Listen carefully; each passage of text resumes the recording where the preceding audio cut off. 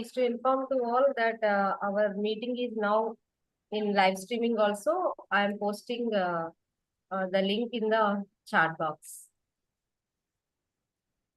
And the same I am posting in our FDP WhatsApp group also. And whomever, if anything missed, any of these 3 days, anything missed, you can log into Siddhi Foundation YouTube channel. There, all these videos are available.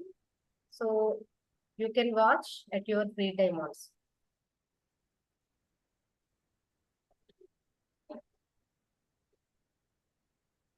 And all our previous seminars, conferences, workshops, award ceremonies also there in YouTube Siddhi Foundation channel. So if anybody interested, you can get explored by taking any of the insights of the speakers of our previous events.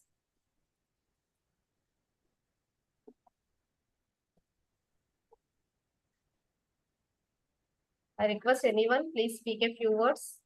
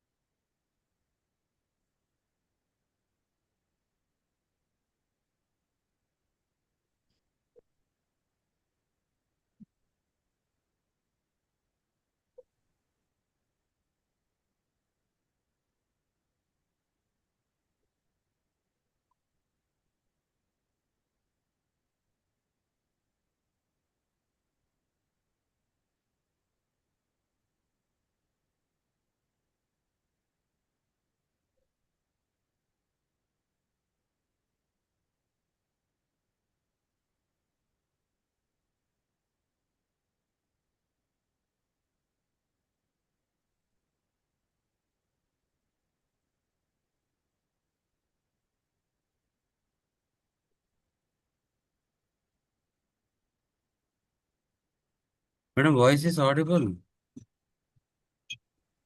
Yes, sir. Now it is audible, sir. Okay. I am not able to see myself here.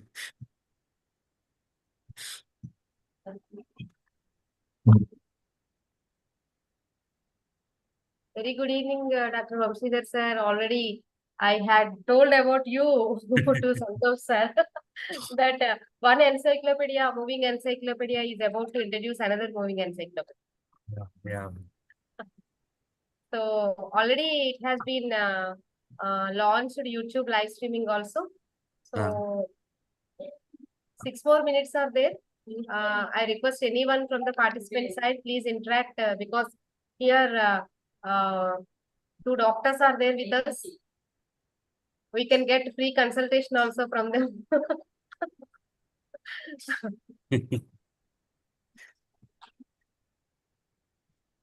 It is only for teaching, madam, no consultation.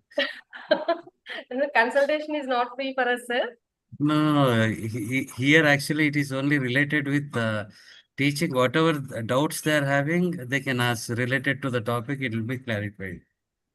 If in case they are having any other new doubts, they can send in the chat box so that it can be replied to their You will give the prescription in the chat box, right? Sure. Thank you, sir. Thank you so much. The other participants present over here meet Dr. Vamshidhar sir, a senior pathologist and professor working in Bangalore. He is the key person of our Siddhi Foundation and executive member, chief advisor also, whatnot, everything. Without his cooperation, any of my events will not fruitful. So,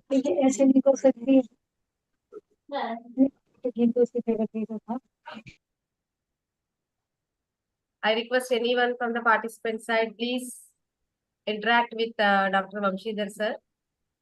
We are about to start our program. కేవలం శైలిలో ఊరుకుల పరుగుల జీవితంలో మనం ఎటువంటి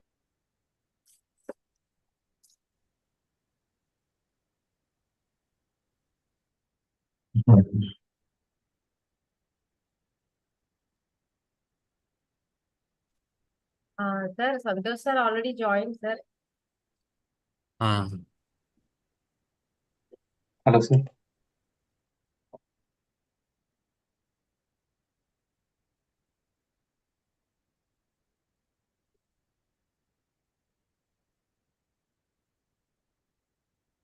Vamshidhar sir, you are in mute condition, sir. no, my audio is being muted by the host. Oh, sorry. Methini is you, sir. Yeah, Yeah, yeah, yeah, my yeah, daughter's name. yeah. Sorry, sir. Actually, I couldn't see that. It's Somebody, okay. some Telugu news is coming, so that I had muted. Uh-huh. Sorry.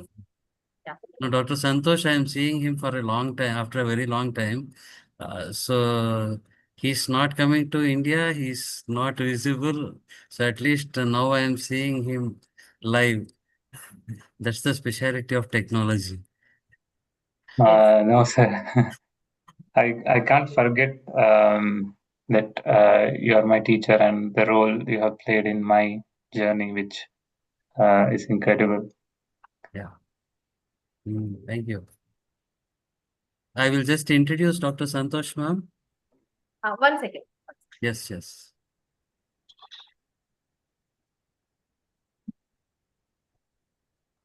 I'll give the general welcome to all, so that afterwards you can introduce Dr. Santosh. Uh, respected jury members, honorable advisory, and honorable members, important members of SSRD committee, president, vice president, treasurer, executive members, and just like my brother and my guru, Professor Vamshidhar sir, and all my participants, students, and well-wishers. A very warm welcome to the auspicious fourth day of this 2-week international FDP. Last 3 days we got, by God's grace, we got one national and one international speakers, and it went well. Very successful all the 3 days. Thank you so much for your cooperation. And today we are entered in the fourth day of our 2 weeks session.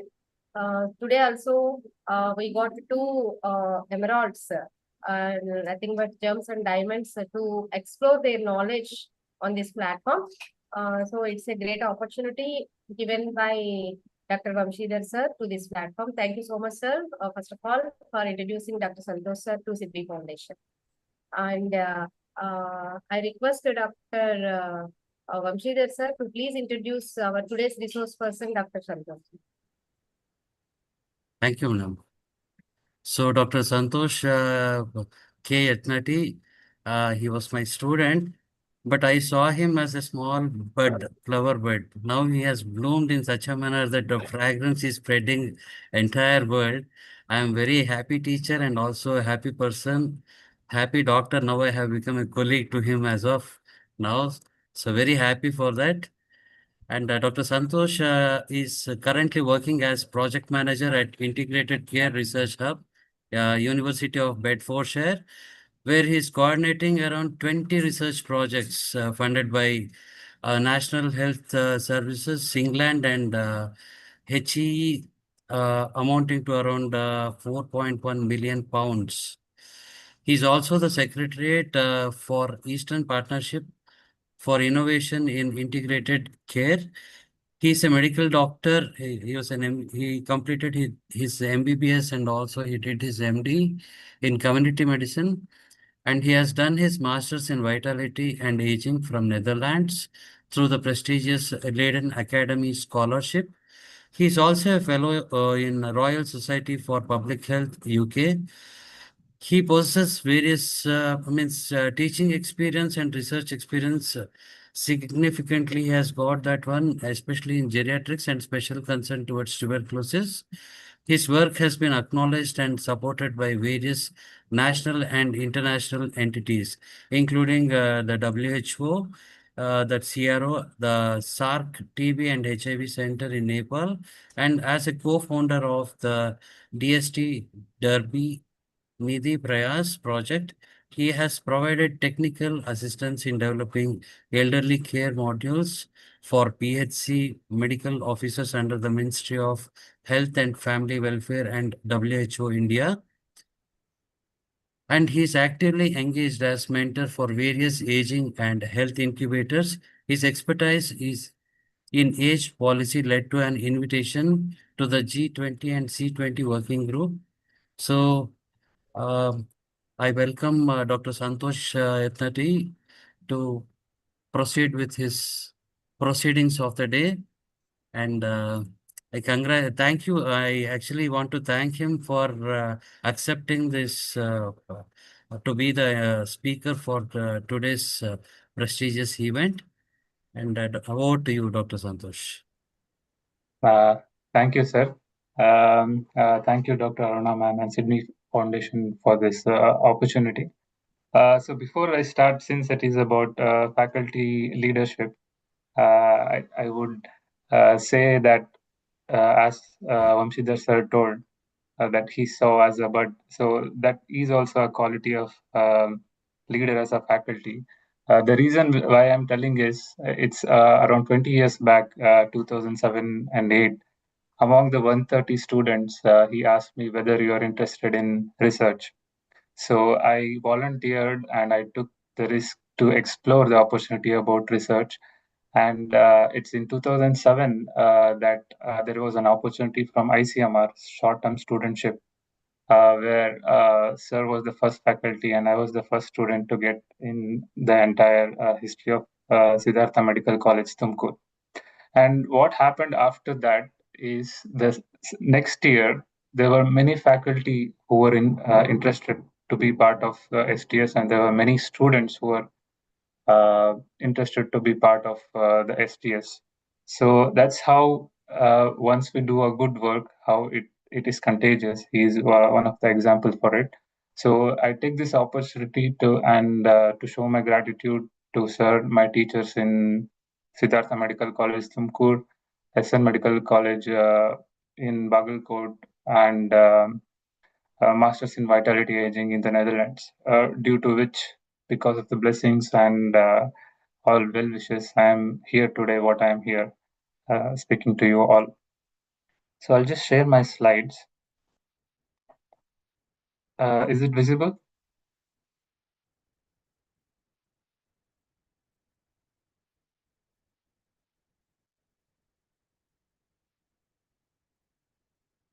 Is the slides visible?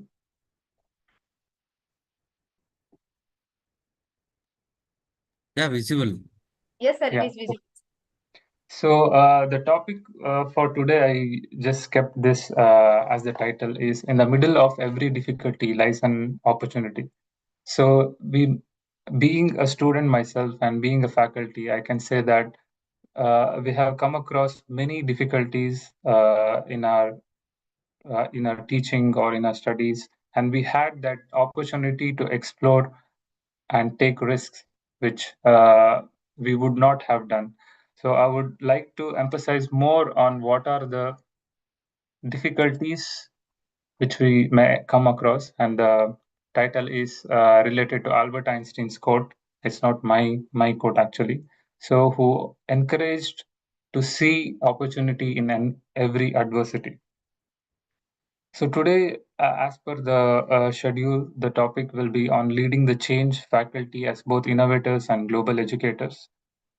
And we will see how faculty leadership, international collaboration, networking, and community participation can be done with existing resources and limited possibilities.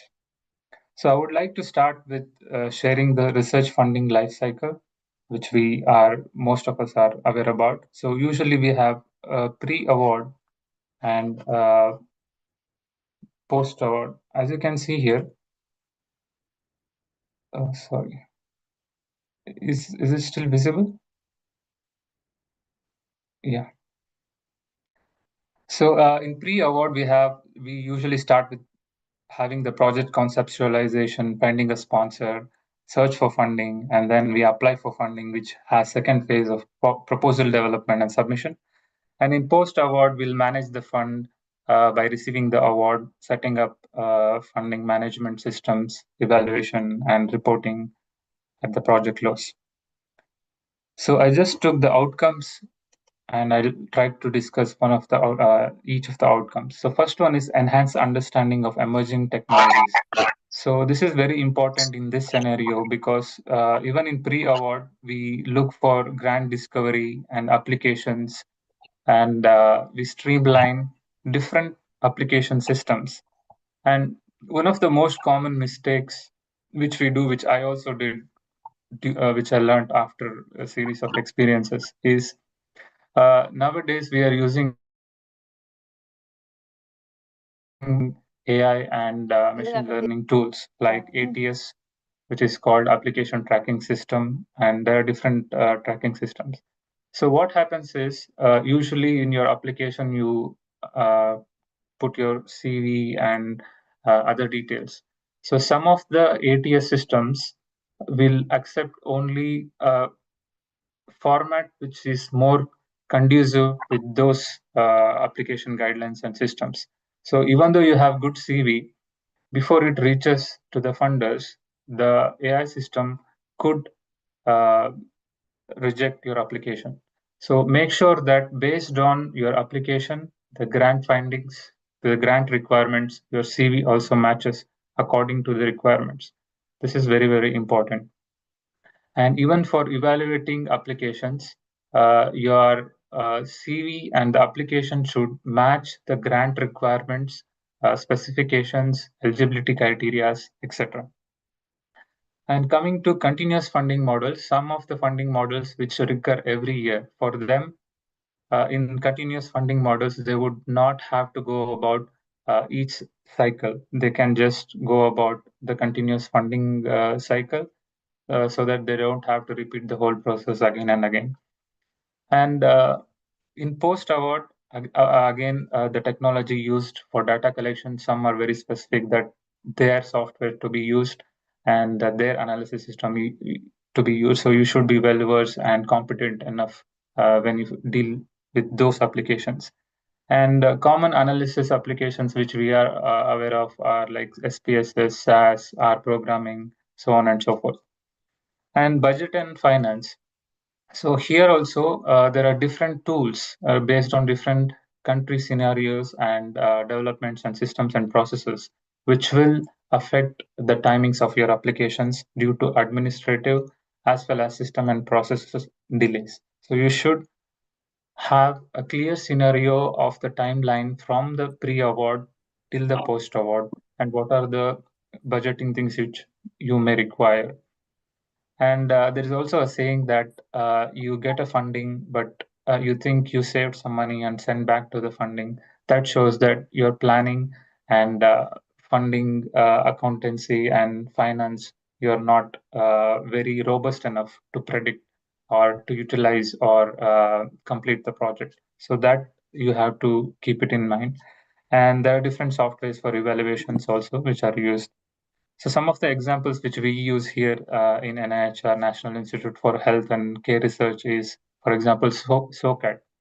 So any NHS related projects, we have to pass through SOCAT. That is, we have to do the trial and error. How many patients? What is the service? What is the clinical service? What is the patient related cost? What is the extra cost? All these things should be calculated well in advance. And that's not only the endpoint. So whatever we have done should be accepted by an accord specialist, by the NIHR team to see whether this is feasible or not. How are the project going to arrange the fundings? If there is 80%, 20%, how is the 20% funding coming from, where it is coming from, whether there is.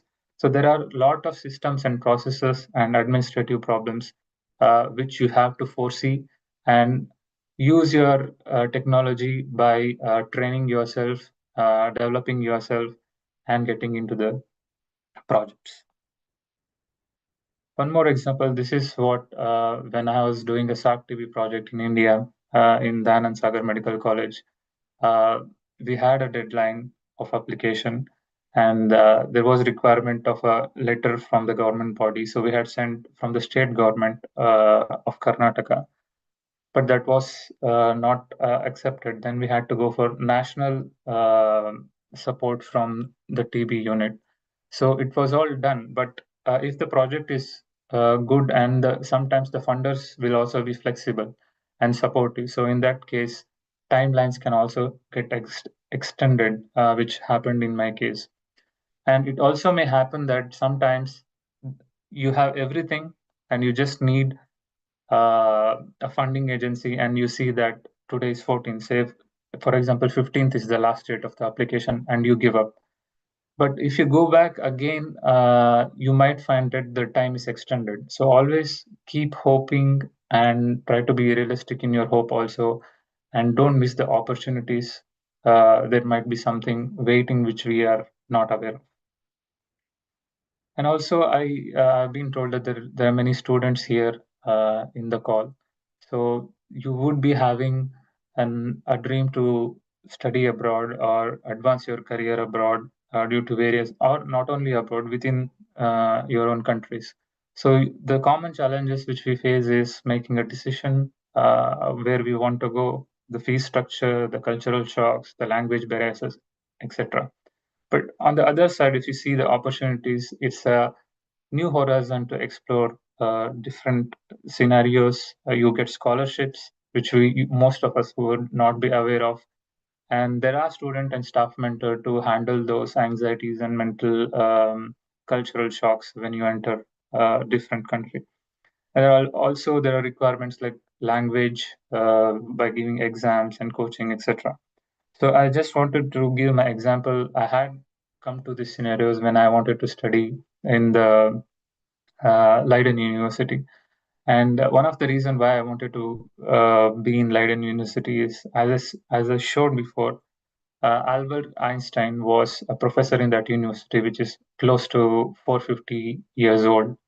So I had that dream also to pursue some career in those kind of university and get exposed.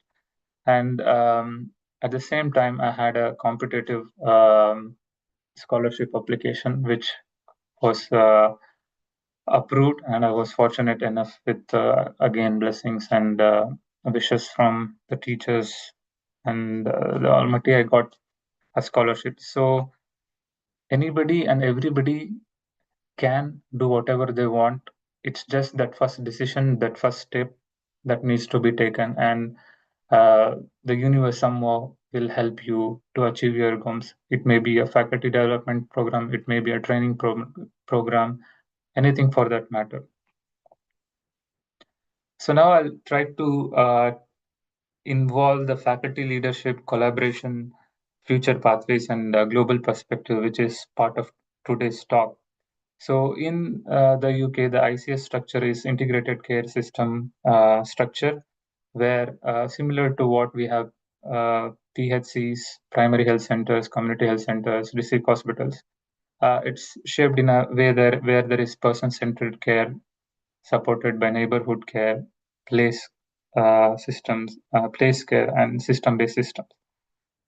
So our University of Bedfordshire, our departments, Institute of Health Research and Institute of Applied Social Research, took this opportunity for faculty leadership, where the faculty members had an opportunity with combining with the NHS integrated care systems to form an integrated care research hub. So that is when we got 4.1 million pounds, that's around 50 crores in Indian rupees, from the NHS England to work collaboratively and form the Integrated Care Research Hub. So it is also part of EPIC, that is East of England Partnership for Innovation in Integrated Care, which I'll discuss about later. So basic thing was research and innovation on local priorities with a specific focus on tackling inequalities was the mandate. So as you can see, the network pathways, which is the third part of the day focus, we are connected to 100 different networks. So as a university, we had some network, but we didn't have that extensive network. So we got into this extensive network by collaborating with the integrated care system. So as you can see, there are different councils, local councils, ambulance trusts, NHS Foundation trusts, GPs, health watches, and integrated care boards. So the horizon increase for the faculties for the development of the research for the local priorities, and even for the hospital or clinical staff to be part of the research. So it was a win-win situation. So they came up with the priorities like start well, live well, age well, growth, and reducing inequalities by having 7 enablers. So with this, 20 research projects were spread into 4 pillars, that is inclusive workforce, new ways of working, embracing innovation, safeguarding children and adults with complex needs, and thus strengthening the research capacity.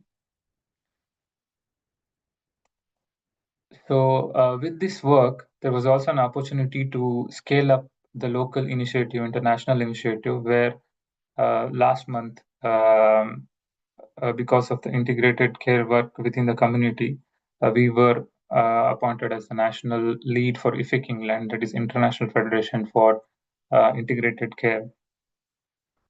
And also global perspective, some of our projects within this 20 research project, which I am coordinating with our colleagues in the hub, had more than 100 countries participated in this conference last year in Lisbon, Portugal. And one of our project, Collaborative Targeted Outreach Program, gave an global recognition for this project. So what I'm trying to say is the faculties of University of Bedfordshire had a vision to develop a portfolio for the faculties to excel in the research, and NHS gave that funding, and that's how the collaboration was done, which led to future pathways and a global perspective, both national and global perspective. So I just wanted to combine all the today's topics discussion into one with our example. And these are different events which we have done and moved across both nationally and internationally. Coming to interdisciplinary research skill, coming back to the research cycle. So we know that there are different complex problems which needs interdisciplinary skills, and we need to learn from each other. It may be a medical college or engineering college or a business college. So interdisciplinary research increases the efficiency of the project as well as the output and impact of the project. So in pre-award, it's important to see and identify the funders that support cross-council or cross-disciplinary research. Example, UK-India collaboration or different multi-centric, multi-country collaboration requires this interdisciplinary research skills. And while we are finding for these research skills as well as research networks, it is important to find respective country networks which are available, which we are not aware of. Most of the calls, especially the consortium calls, usually will be having network buddies, which I will tell you later. And it's important when we have this interdisciplinary research to kind of respect the similarities and dissimilarities and engage in a constructive and positive manner. And just by listing what it is about the project will not help. We need to be specific and narrate. For example, if you have a funding call where you need an academic partner, you need an industry partner, and you need a innovator partner. So there will be 3 different visions of different interdisciplinary areas. So we need to have a narrative how the research can the industry partner would help, the innovator would help, and so on and so forth. So basically, the more narrative and justification according to the research and the funding agencies, which is after you, the more chances of getting the funding.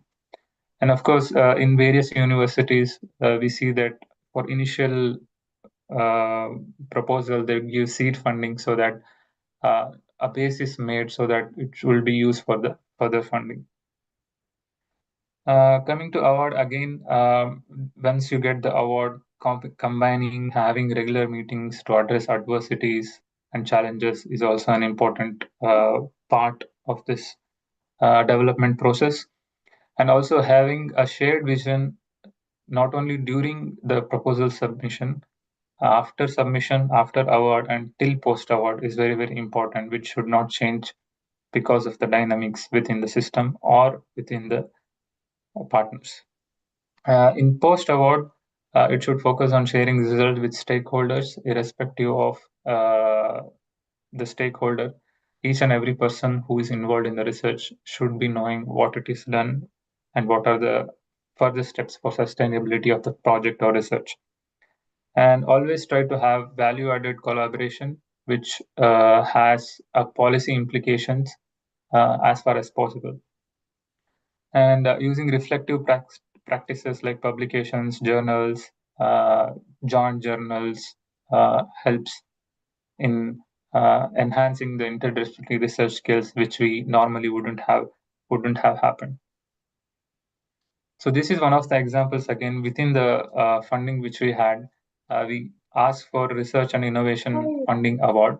So we used something called community champions. That is, people from the community were taught about the research and they become the research champions. And these research champions were part of the screening council for selecting these projects. So the main motto of doing this was, as you can see here, uh, we have we have a physiotherapist here, we have a cardiovascular surgeon here, we have a community worker here. So they didn't have research expertise, but they were interested to do some research. So they were involved, they were supported by the University of Bedfordshire staff, as well as backed up by the integrated care system leads. So this is how interdisciplinary disciplinary teams were involved. So it was a win-win situation for everybody.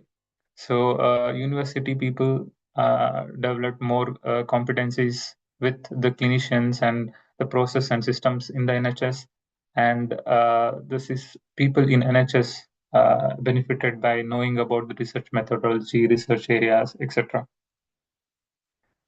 So coming to the improvement or selection in research methodology, again, whether it is pre-award or award, it depends on scope and scale of the study. The higher the cost or higher the funding you have, you can invest more in equipment and have more resources.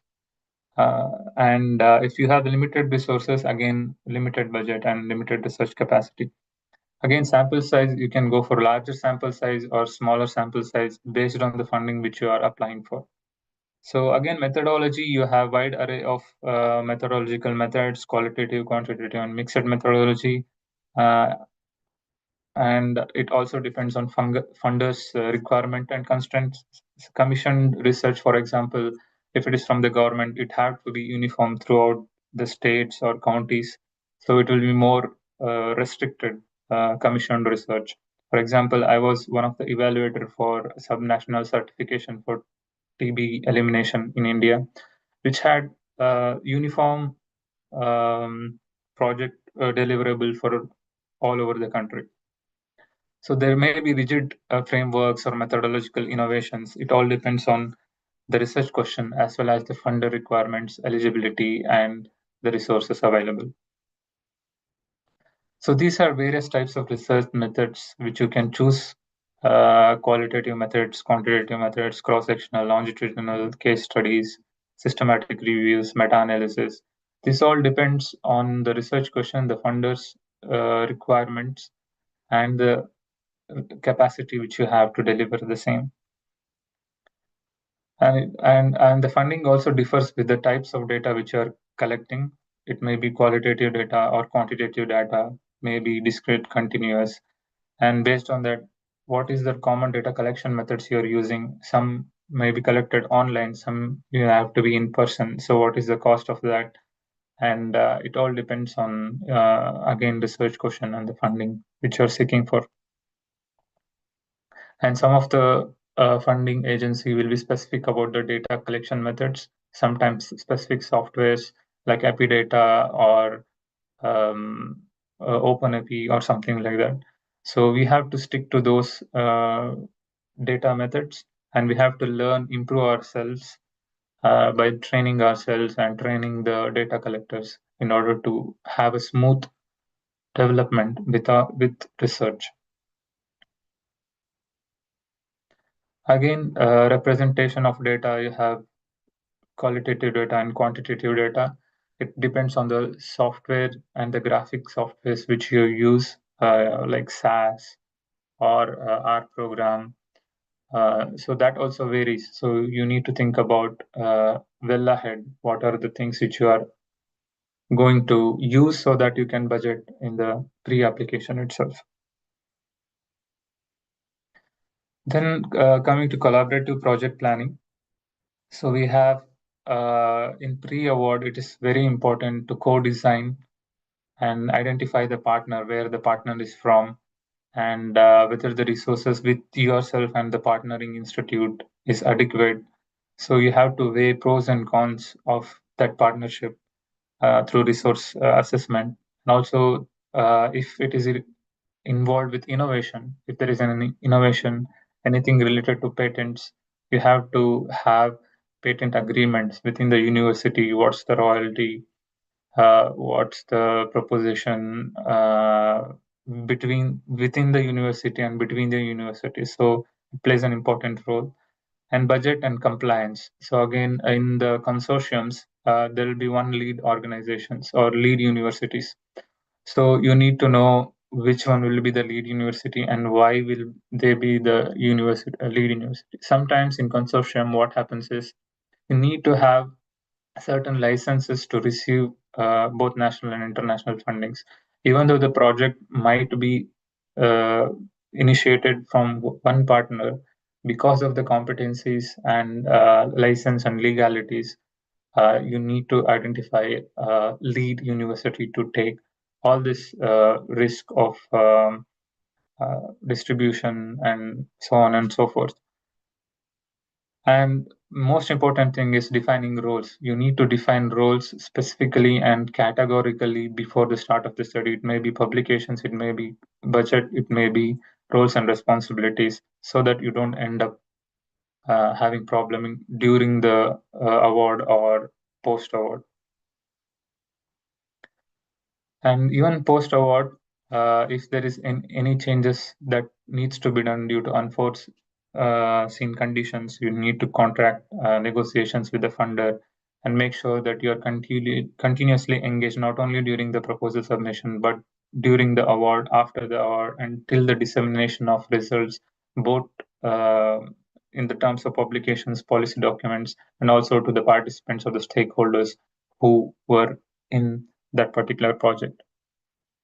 So one of the examples is there is a hospice called Keach Hospice, which we had a connecting researchers event.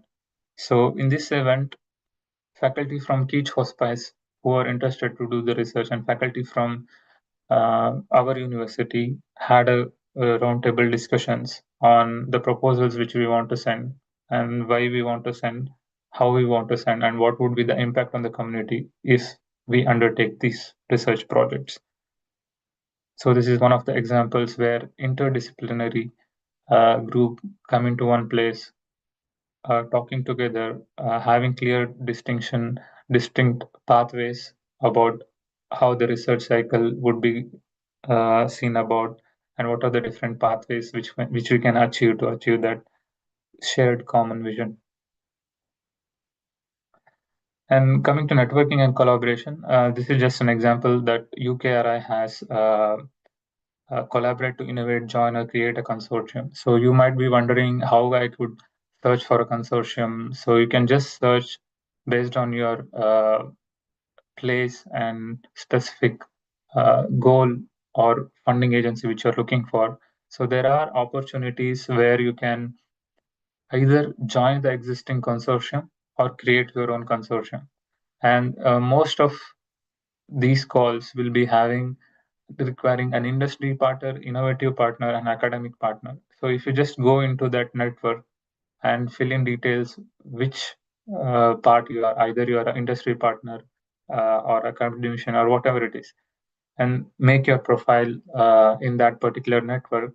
So whoever is interested in your work or similar work will automatically connect you, because without that connection, you're not eligible to apply for the funding. So you might be surprised that you might get more than what you actually wanted.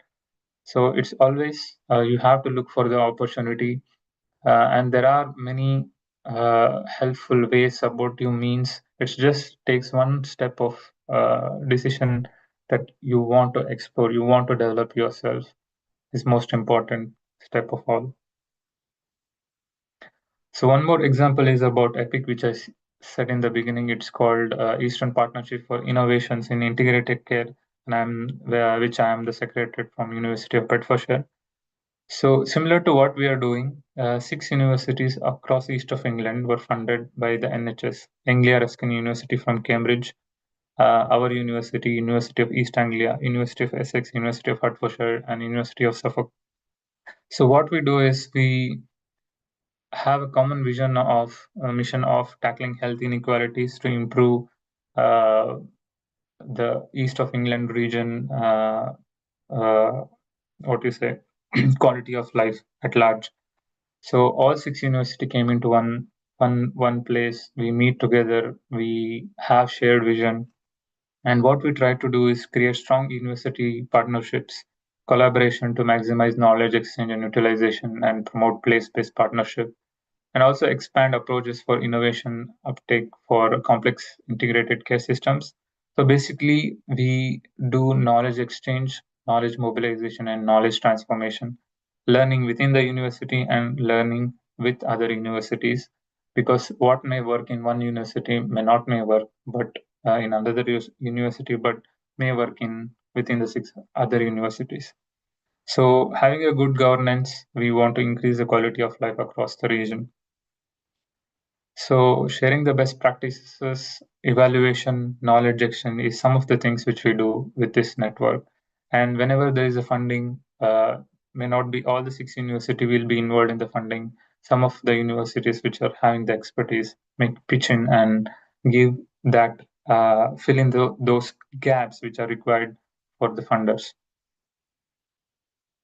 So the main work is workforce and transformation for integrated care, services access improvement, research and assistance, and innovations for sustainability is what we largely do in this network of consortium.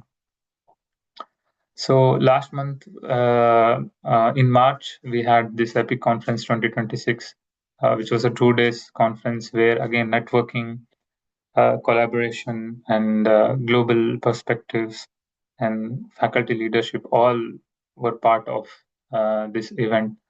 And this is how the collaboration network will improve and increase the visibility as well as opportunities, which are not like straightforward. Also, University of Bedfordshire is also part of NIHR Inequalities Challenge Maternity Disparities Consortium, where the NH trusts are working hard to improve the quality of life for maternal health. So as I said, consortium has both challenges as well as opportunities. Some of them are like shared costs comes with shared risk. So due to different system or process changes, it might affect the existing relationships. So we need to be very clear by defining roles and responsibility from starting to have this confusion and predict. We use some tools for predictive analysis, worst case scenarios which can happen, and how can we mitigate well in advance.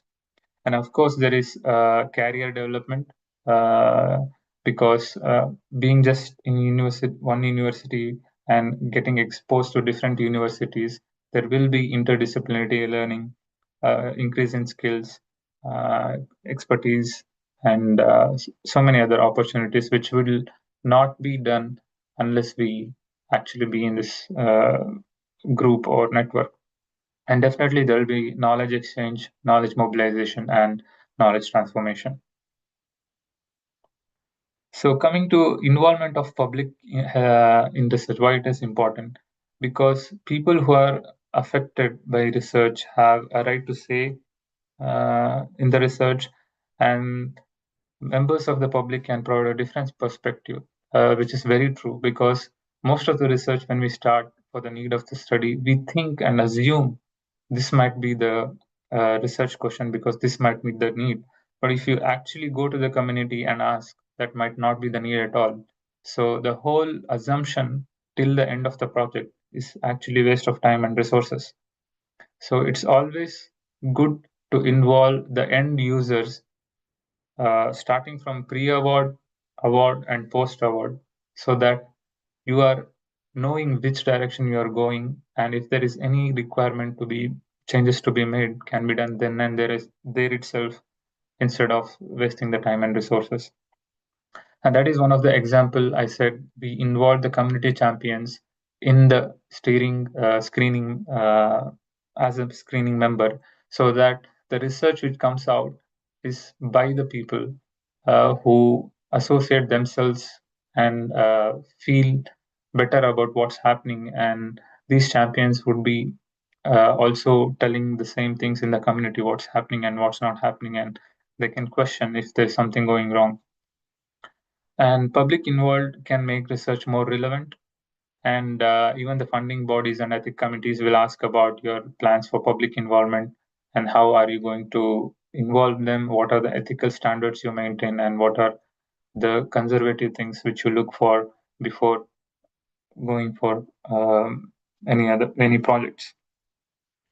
And this is also about good clinical practice. So it is there in every part of the world.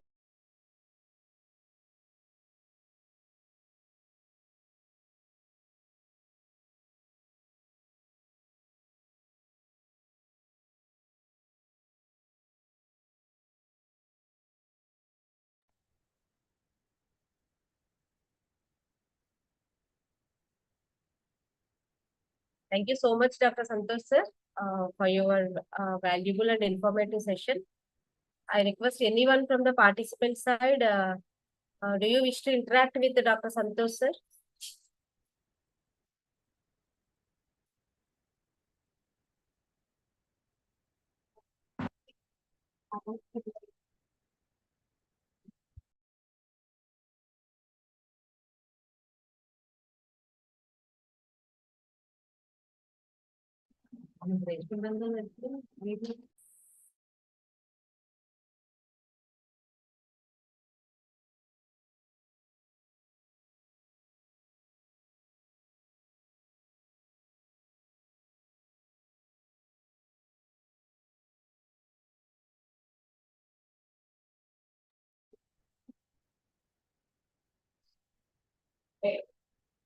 I request anyone from the participant side wish to interact with Dr. Santosh sir, it is welcome.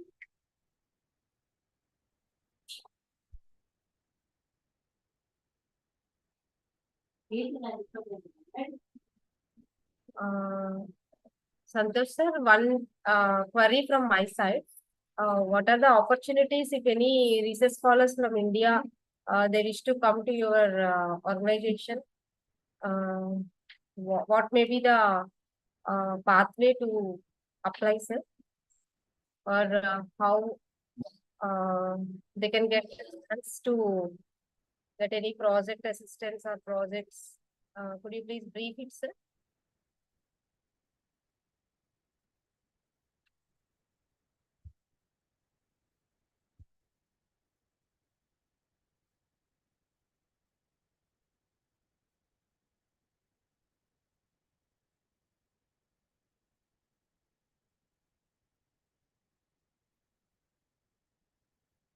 I think there may be some. Anybody know whether my voice is audible?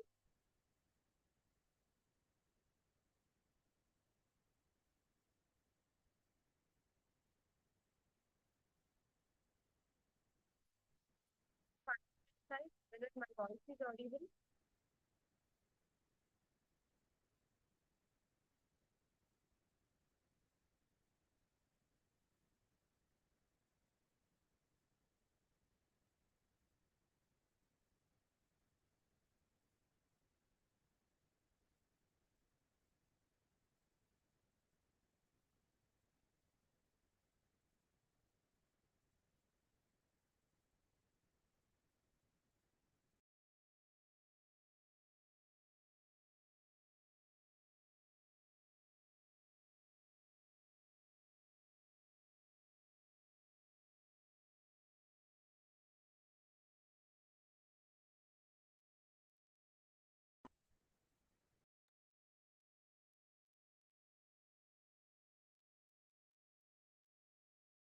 Gopika, please respond whether my voice is audible because all are in no response is coming. So I'm thinking any technical issue.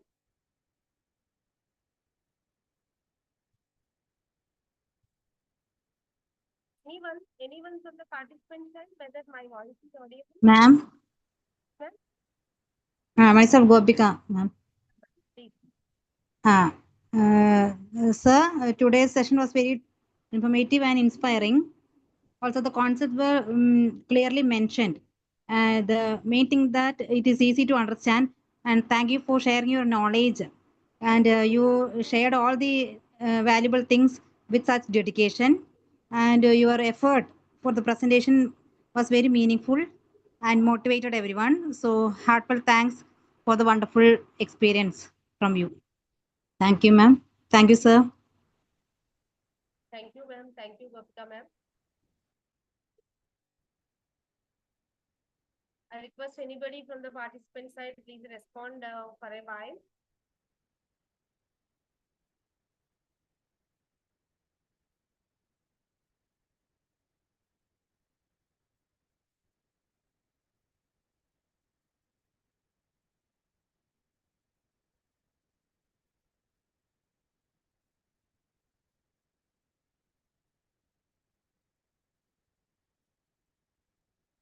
Sorry, there was a technical glitch. Yes, sir. Yes, sir. That's why we are waiting for you. Yeah. So once again, thank you for the opportunity. So I hope it was Yes, sir. Thank okay. you so much, sir. Thank you. Your talk has very informative, and I hope all the participants got some exploration by getting your talk, sir. And it's our pleasure to have you itself. And one thing, sir, I wish to ask you as out of my interest. So what may be the chances if any Indian students or research scholars wish to get any project or wish to do any research work there at your project site? What may be the pro forma and process, sir? Could you please brief it, sir? Yeah, we can explore the opportunities, ma'am. There are different calls which usually come with bilateral partnership from UK and India. It may be there are specific calls. If you let me know what area you're looking for, because I've been told that there is a diverse group. There are engineering students, there are maybe dental students. So if you give the perspective from which they want, I can tell related. Any teaching fraternity or research scholars or students from all domains. What may be the opportunities? Because here we could see the galaxy of multi-directional fraternities in our platform. So Yeah. one could get benefit if they wish to do any project or any research. So it may be Yeah, useful. Yes, sir. yeah. They can, if they can contact me or specific. Here in the UK, like there is no limitation. Like if you want to connect with somebody, but you have to have a clear vision which portfolio you are going, which university you are interested, and which department and which is the faculty you are interested. So some of the times what happens is there are opportunities, but they are not on the website, but there will be some other pathways which we are not aware of initially. So they can try to connect you with those people and tell the steps according to the requirements for the exchange, maybe student exchange or faculty exchange, and the current scenario of requirements. It may be like visa or English requirements. So all these differs based on the project as well as the faculty and the university. So if they could tell me, I can just try to explore based on different specialities. Yeah. So I think the participants got this point from SAR's end. So anybody wish to interact with this regard with Dr. Santosh sir, it is welcome, and it is a great opportunity for all of us. If anybody wish to do your PhD, post PhD, or any postdoctoral fellowships or any projects, so we have an opportunity in our hands now. We can discuss Yeah, with what I'm trying to say is, you just have a vision, stick to it, and go towards it. Like if there will be some helping hands which will come unless you have that right passion and good vision for the community and you at large. Sir, as a part of, because I'm always, my profession is teaching, but my passion is to promote research and to do research all the time. That is multidimensional.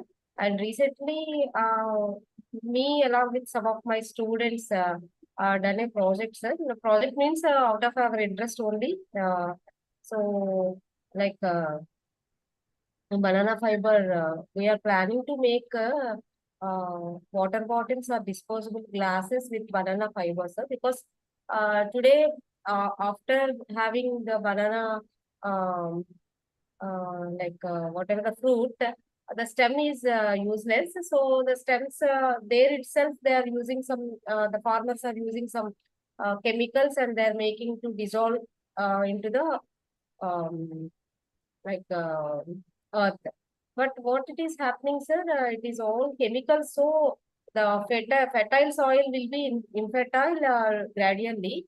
So we thought that the waste management we can do, and instead of cutting trees for making a paper, we can use that banana fiber as a paper making. But instead of making paper, why can't we use that for the bottle making? So we had succeeded, sir, all the in all aspects. Can we get any support, or can we get any financial assistance to do our project like this, sir? Because some other ideas are also there like this. If Yes, small ma'am. assistance, so that we can extend our research.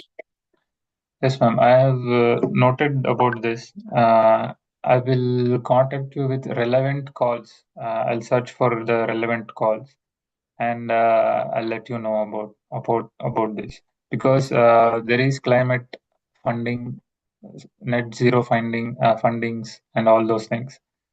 So there will be some or the other opportunity I can explore, and I'll let you know. Yes, sir. Yes. Thank you so much, sir. Thank you. And it's my pleasure to have a very good, wonderful personality over here today as our international speaker, Dr. Santosh, sir. Thank you so much, sir, for sparing your valuable time with us for delivering your speech. And please, a small token of gratitude, Siddhi Foundation wish to honor you with a certificate as distinguished speaker for this 2-week international FDP. And along with this, Siddhi Foundation is honoring all the speakers as life members of SSRD, Siddhi Society for Research and Development. I'm about to send you the life membership certificate and ID card also, sir, along with this certificate. So Yeah, please, thank you so much, madam. please approve and please accept our small felicitation, sir. Thank you so much, sir. Yeah, thank you so much, madam. Thank you. Thank Thank you you. for the opportunity again. Yeah. Thank you so much. And I extend my heartfelt thanks to my brother, Professor Vamsidhar sir, also for introducing you to this galaxy of pool of knowledge. Thank you so much, sir. Thank you. Thank you, madam. Thank you. Thanks to you, the foundation, and Vamshidhar sir too. Thank you, sir. Thank you so much. And I also request you to please, if possible, to please make a paper also, sir, with respect to your talk. Our journal is about to publish all the speakers' talks as a research papers. research or Okay. review papers in our journal, sir. Thank you, sir. Thank Okay, you, sir. ma'am. Sure, ma'am. Yeah.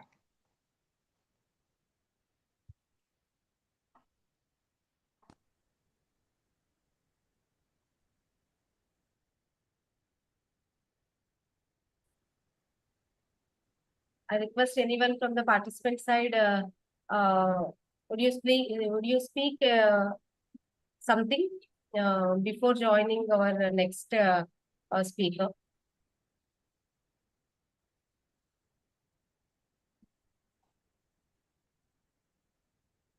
Please give us your suggestions or feedback. Daily, I'm requesting all the participants to please be active and please respond, because your response is more important and will be the boost for all of us, including the speakers and the organizers. We can get boosted by your response only. So please be respond. Actually, for the participants' sake and for international speakers' sake only, we had planned these events in the time of evenings, because somebody they are having their own works and workplaces, responsibilities, roles. So in the evenings, everybody will be somewhat free, irrespective of their household works. It's about 2 hours per day. That's why we had planned to organize this FDP in the evenings. So please make utilization of this time and please explore yourself, and please make us also to be explored by your valuable suggestions and feedback. Sorry, madam, I had a technical glitch. Was there any question? Yes, sir. Yes, sir. That's what I'm asking the participants. Anybody, please, if you have any questions or anything related to this sir's talk, please respond. So if there are any, you can send me later, ma'am. I'll try to. Yeah. Sure, Yeah. sir. Sure, sir. Sure, sir. Thank you, sir. Yeah. Thank you, sir. Okay. Thank you, ma'am. Yeah. Thank you all. Thank you, sir. Thank you, sir.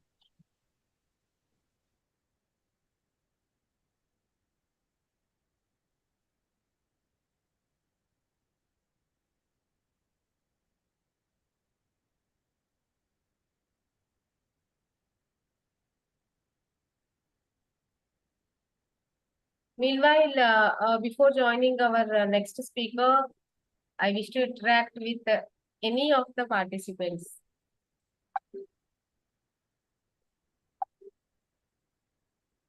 You can also tell about your research work or about your workplaces and about your innovative ideology. You can share here. This is the platform to share all our ideas.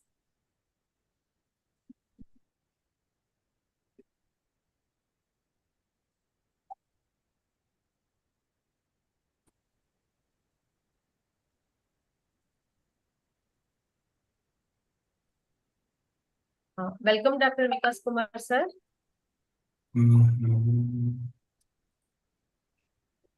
Namaskar, ma'am. Namaskar, all. Namaste, sir. How are you, sir? I'm fine, ma'am.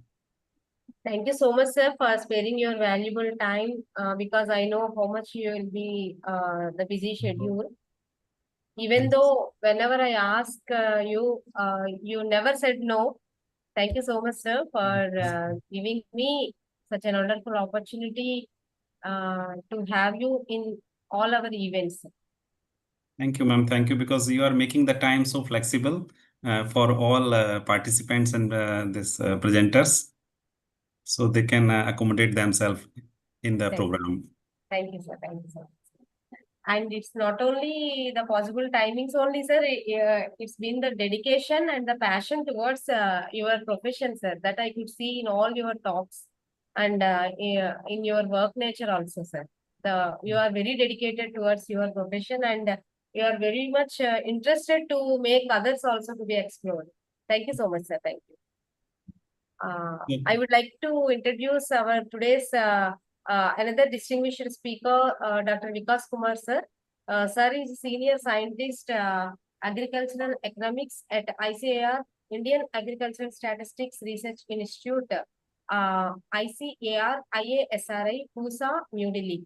And before ICAR and IASRI, in July 2025, Sir has worked for 10 years in ICAR, Indian Grassland and Fodder Research Institute, Jhansi.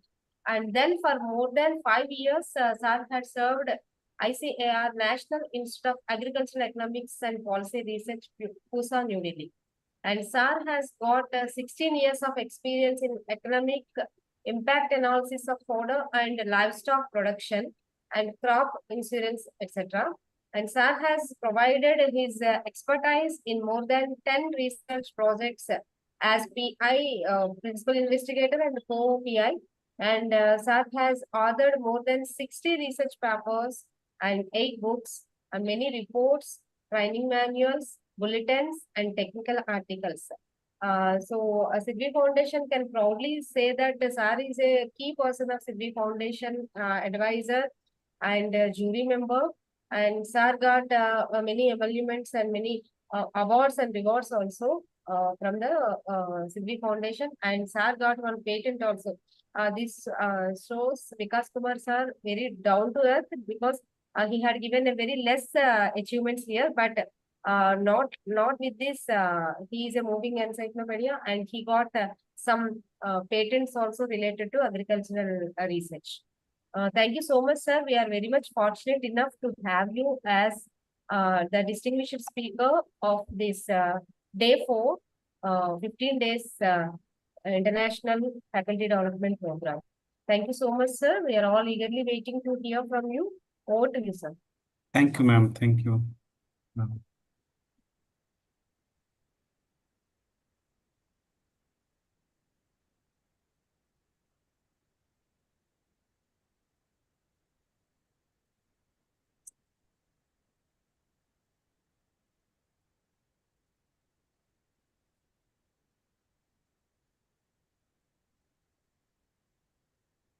Is it, ma'am, properly coming?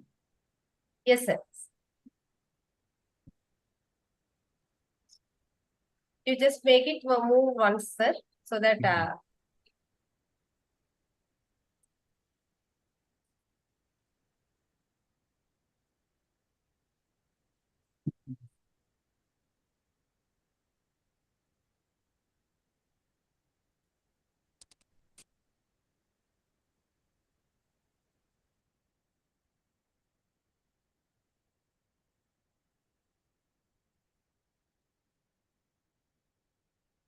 Is it moving, ma'am?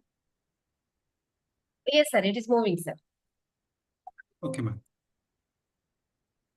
Yes, sir. Yes, sir. Okay. Namaskar. I am Dr. Vikas Kumar, Senior Scientist in Agriculture Economics in Indian Agriculture Statistics Research Institute, that is in Pusa, New Delhi. Today we have a very needy topic, that is the impact assessment of this agriculture projects or policies, because it's a common, like we regularly want to know what is the impact of this scheme or this project, so that we can continue or start some other projects like this. So through impact assessment of some agriculture project, we like to know the economic values coming from the projects, social changes that project is making, environmental impact that is making, some technological changes, or institutional effects that project is making. That is it's a very important activity because once we know how we are assessing the projects about, then we can assess any project. It is not necessary agriculture project. Once we know what is the way to assess the project, then we can assess any projects. So first requirement is that what is the objective of the project? We have to assess the project. We have to analyze the project in relation to that objectives of the project. Like I speak Kisan Nidhi Yojana. In that, government is giving 2,000 rupees in every 4 months to the farmers. So what is the impact of those 2000 on the farmers' income, farmers' behavior, farmers' livelihood, farmers' everything? So first we have to see the stakeholders. In this, stakeholders are the farmers. This is not a farmer is the beneficiary stakeholder, but there are a number of other people also there in the scheme. Like a farmer is there, government machine is there, Krishi Vigyan Kendra, that's agriculture department is there, state machinery is there, central machinery is there, financial bodies are there, the banks are there. So there are a number of stakeholders in each scheme. So we have to see what are the various stakeholders working in the scheme, working in the project. Then we have to make the questionnaire related to each stakeholders, so that we can know the issues of these stakeholders precisely. Then we collect the data related to that.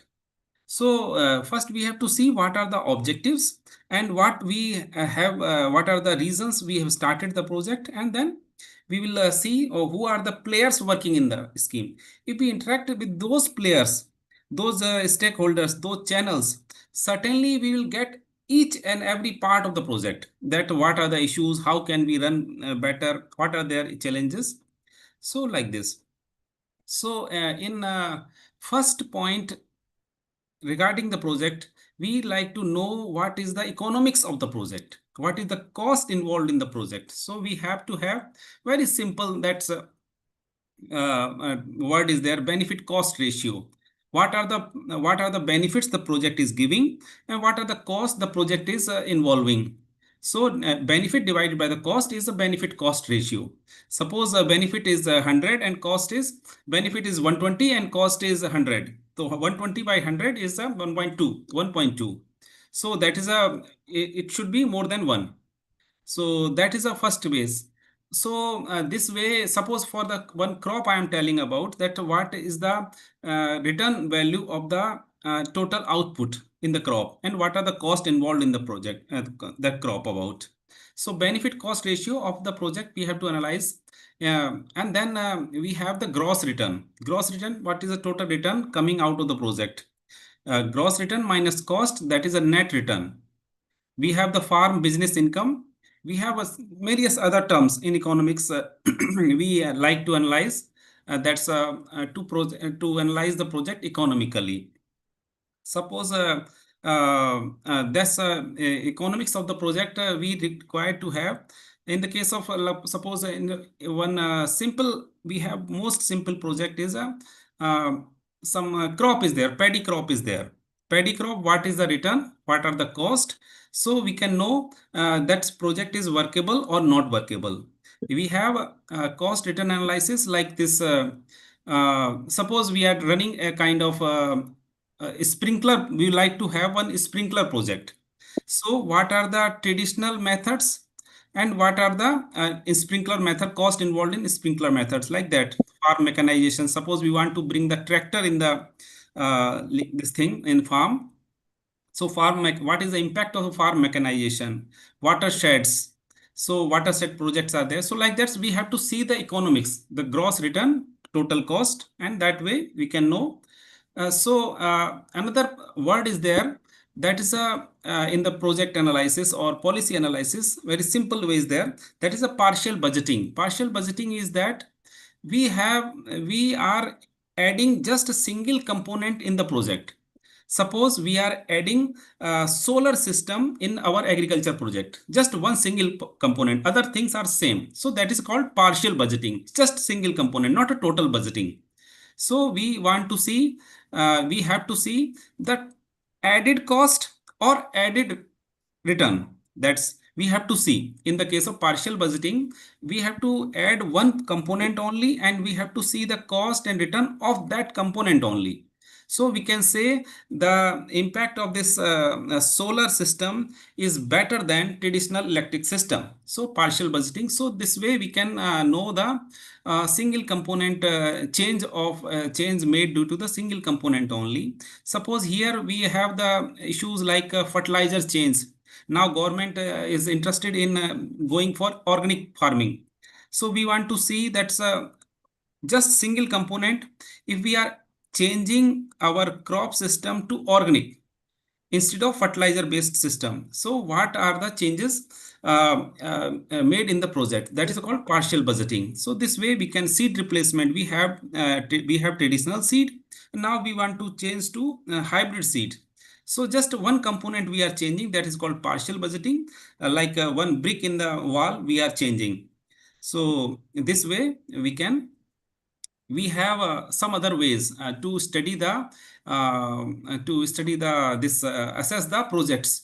That is we can see the before analysis and after analysis. Suppose we are adding organic production in the farm.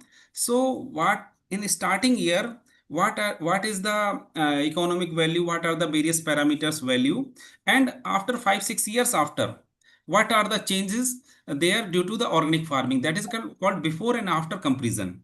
So this way we can assess the project. In any project we can assess like this.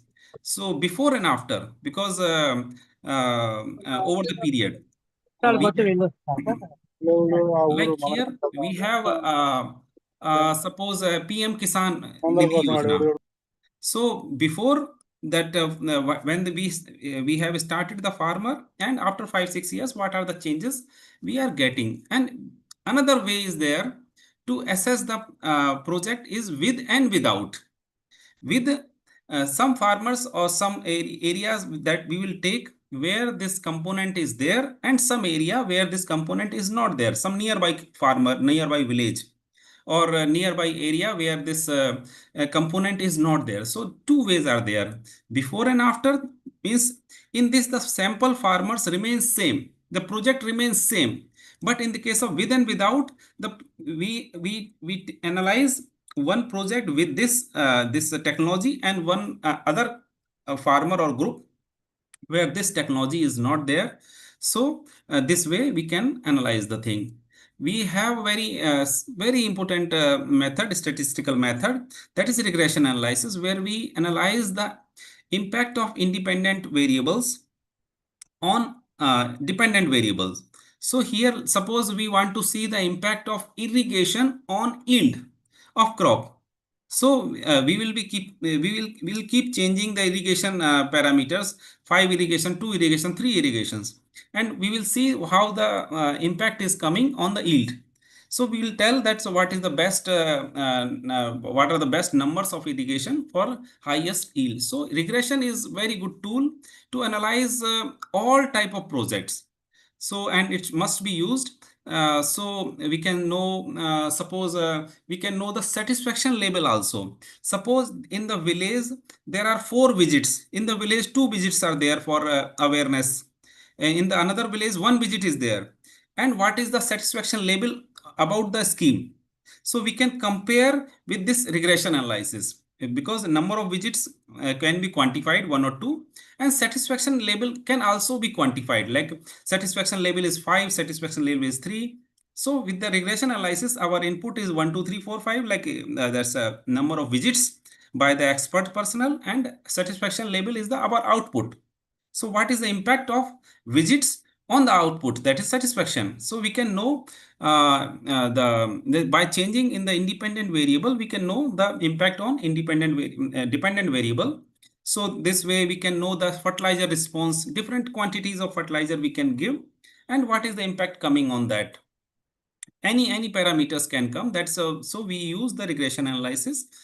In the project, we analyze the environmental impact also, because what is the impact on the soil health? What are the various parameters in the soil in starting of the project? What is the NPK, carbon, and other parameters value? And after this project, suppose I am going for green manures.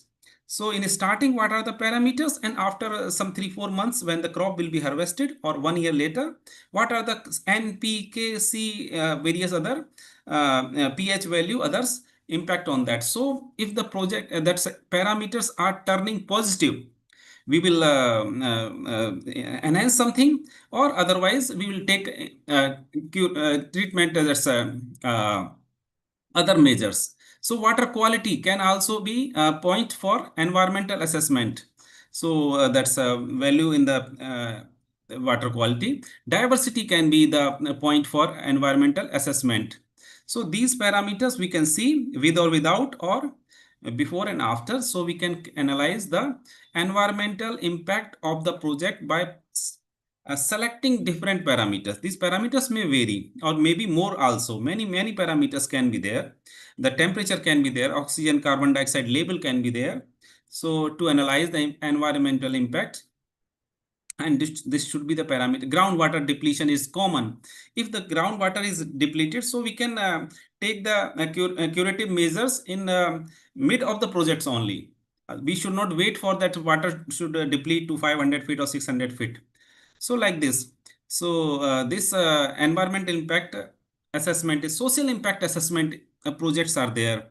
So we analyze the employment generation by different technologies, different in this project. Suppose we have some project and we want to see what were the employment generation in existing system, and after incorporation of this technology, suppose popular plantation, what is the impact on that's employment, how many numbers of the people are employed in this 1 hectare of land, and what were there in traditional system. So we can see, we can tell that this system is giving 10 to 20% more employment. Gender empowerment, how much this income is there in the hands of the ladies, women, or so this way we can know how much employment they are getting, how much freedom they are getting, how much movement, and that's so we can know these parameters will help in knowing the social impact of the project. Food security, what is the various levels of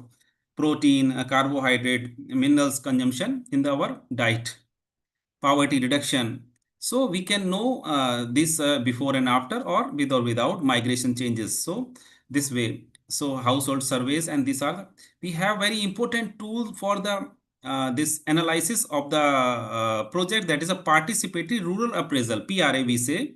PRA, we interact with all rural people or the people involved in that project, and analyze the what are the benefits or challenges or suggestions made by them. So this way participatory impact assessment is there. Farmer feedback, we take community scores, participatory ranking we make. So indicator based, various other indicators, we can also make any kind of indicator. Food security, sustainability. Sustainability means the various parameters we can take. So this way we can know the project about, and many other parameters we select. So I am now telling this way, with help of these, I have analyzed one government scheme, that is a Pradhan Mantri Fasal Bima Yojana. And I like to show here how I have started and moved forward. And this we had submitted this report to the government. That's it's a very famous scheme that is started in 2016. And now 10 years have passed for this scheme. This is a wonderful scheme. About 16,000 crore rupees government is spending. And this scheme, because we had expected that more than 50% of the farmers will be involved in this scheme. Lots of problems of the farmer will be resolved with this scheme. No risk will be there with the farmers. These were the objectives of the scheme. But we have not achieved those objectives. So we started to analyze the impact of the project in the 22, 24 something. So this is the loss, lots of loss the farmers are incurring due to the weather issues. So this scheme was started in 2016, and this scheme is so wonderful. It has all the good characters. As farmer don't require to register for this scheme, so good scheme. It covers all type of farmers, small, marginal, all kind of farmers. It covers all type of crops. If the crop is not there in your scheme, then you can suggest to your agriculture officer, and they will recommend that, and that crop will be incorporated if the 20-hectare area is there under that crop.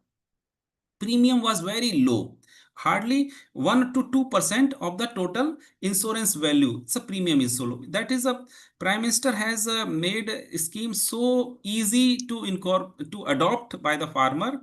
So but it could not achieve its objective.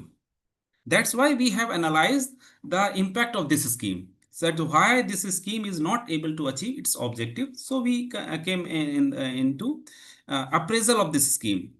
So I like to tell this is some little progress. So we have analyzed the progress of the scheme over the years. So this is the first year where about 6 crore farmers have registered, and over the years. So we have seen the how the numbers of the farmers have registered over the years, and what is the number of farmers or stakeholders, different stakeholders, farmers categories registered. That's two categories were there in the farmers: loany farmers and non-loany farmers. Those who have taken loans and those who have not taken loans. So we have to see the scheme in that way.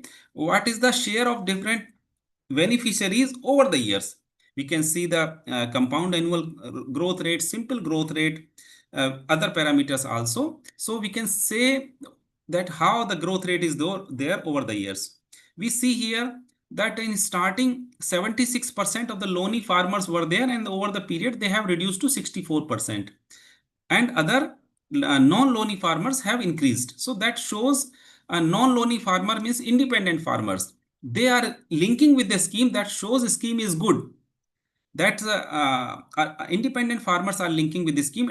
That shows that there are the benefits, but they are not linking with what we have targeted. So that in this scheme, then we have seen what is the impact of this scheme in all the states. So we see here Maharashtra, Rajasthan, Madhya Pradesh, 3-4 states are larger beneficiaries of the scheme. So then we analyzed why these states are getting larger benefits.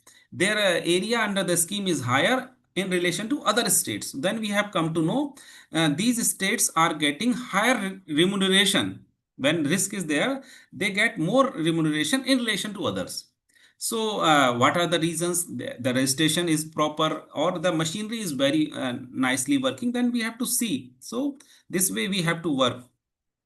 In then we had seen the what are the registration numbers for different categories of the farmers: SC, STs, OBCs, and general. We have seen the number of registration for this SC, OBCs are this way is there. So OBC and general farmers are more. It means the SC and ST farmers registration is less. That shows awareness is not reaching to them. More awareness is required, and so their numbers can also be matching with their proportion in the population. So that analysis we have made and suggestions we have made later on. So we had seen that different categories of farmers, how the registrations are there for different categories of the farmers. This is the marginal farmer, very poor farmers, then small farmers who have 2 hectares of the land, and this 17% is for those farmers who have more than 2 hectares. So we have seen what are the different categories of the people are getting benefit, and then only we can change the working of the scheme. So here we see that small farmers are getting more numbers registration in relation to other farmers. So we have to see why these affluent farmers are not linking with the scheme. Certainly that scheme may not be giving benefit to the affluent farmers, rich farmers. So some issues we have to see, that why these people who are not coming to them, or the reason may be there, that's we don't have rich farmers. So most of the farmers, 86% of the Indian farmers are poor farmers who are having less than 2 hectares of the land. We had seen that's a number of registrations. Out of total number of registration, what is the share of women? Women's share is 15%. So, and male farmers share is 85%. That shows the ownership of the land or land is not equal. Women farmers have less ownership, or so if the ownership is less, so how we can increase the ownership of the registration of the women farmers? We can make a thing like if the registration is made in the name of women or women, then some subsidy will be given. They will not be required to pay premium. So the registration of the women farmers will increase. So we have to see the status of the beneficiaries in different social categories, and only then we can make changes. Suppose we want to increase the number of women registration, then we can give some offers. If you are registering this scheme in name of women, then the premium will be that's a benefit in the premium, 10% benefit will be given. So like that, the women registration will be increased. So there is no issue. But we have to see what is the impact. Then we have to see the per farmer number of per farmer area over the years. Per farmer area over the years means total farmer divided by total land. Total land divided by total farmers. So per farmer area is reducing over the years. So from this impact assessment, we have come to know that shows over the years, small farmer registration is increasing, large farmer registration is reducing. So it means scheme is working properly, and large farmers are not registering. It means they are not getting benefit towards this side. So we have to see the reasons behind. There's here some insured. Per farmer insurance is 35,000, 34,000, 35,000. So good. Means if the loss is there, farmer will get 30 to 40,000 rupees per farmer will get. So good scheme is there. Even then the farmers are not coming forward. Then we have to see that so good remuneration is given by the government that if the loss is there, that per farmer will get about 40,000 rupees. And the premium paid by the farmer is very low, that is 600, 700 rupees. So when the money given by the farmer is very low and the support given by the government is very high, it means many farmers will come forward. But that is not the case. Farmers are not coming forward. It means some other issue is there that farmers are not coming. Like in primary school fees is very low. All facilities are there. Even the students are not going. It means issues are somewhere else. It is not a fees. In the same way, in this scheme, insurance scheme, the premium is very low for the farmer, 600, 700 rupees per hectare per farmer. But they are even not coming forward. It means somewhere other issues are there, challenges are there. That's why they are not coming forward. And the total premium collected is very high. Means farmer share is just 600 rupees, but government is giving 5,000 rupees for this scheme. Other stakeholders, state government, central governments, then total collection is 5,000 rupees. So here one more thing, when I go to the farmers, I suggest them that if you are giving loss, then for 1 rupees government is giving 5.7 rupees support. Means you are giving 1 rupees, government is giving about 5 to 6 rupees support. So good claim ratio is there. Your claim ratio is very high. And other thing, that's the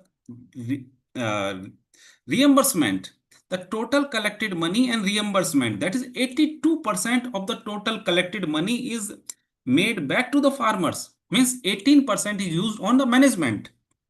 Most of the money is going for the farmers. So that we see that how financially the scheme is working, that economic areas. So here, so like I told already, that's 5,000 rupees the farmer is getting.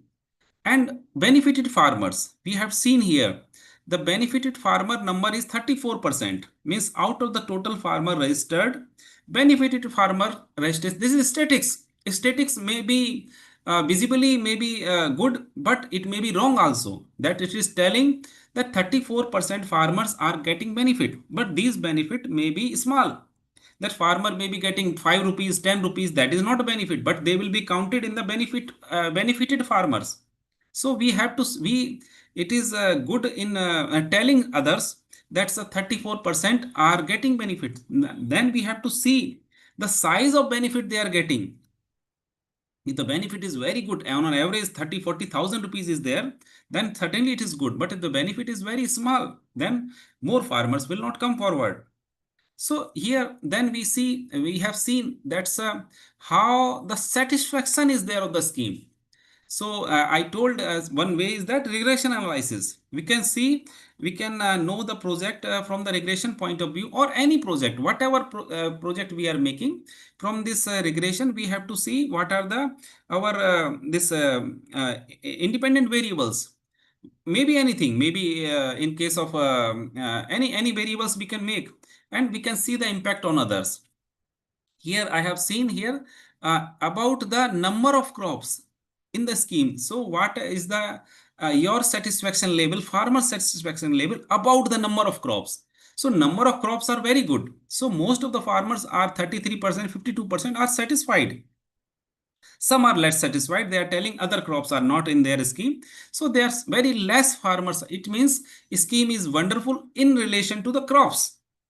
Other thing, satisfaction. This is the non-beneficiary farmers. Non-beneficiary farmers who are not happy. They are not given remuneration. So if we ask them, are you happy about this scheme? We make the questionnaire. And we see here they are also happy. Those who are non-beneficiary, they have not received the claim. But if we ask the question, are you happy about the number of crops? So they are telling, we are happy. But some are telling it means this part is good in the scheme. Then we see easy registration process. Registration is automatic. Means if you are linked to the bank, you have taken the loan from the bank, you will be registered automatically in the scheme. So Prime Minister have thought most of the farmers are engaged in number of activities they may find tough to register. So he has made scheme so easy that if you have taken the loan from the bank, you will be automatically registered. And 5-6 other ways are also there to register automatically. Directly we can register from mobiles, agriculture department, KVK, insurance agency, bank. Number of ways are there. We can register. Even then the farmers are not registering. That issue we have to resolve. So registration about this scheme is good. That's most of the farmers, beneficiary farmers are telling scheme is wonderful, and non-beneficiary farmers are telling registration process is very good. So we can see the project about.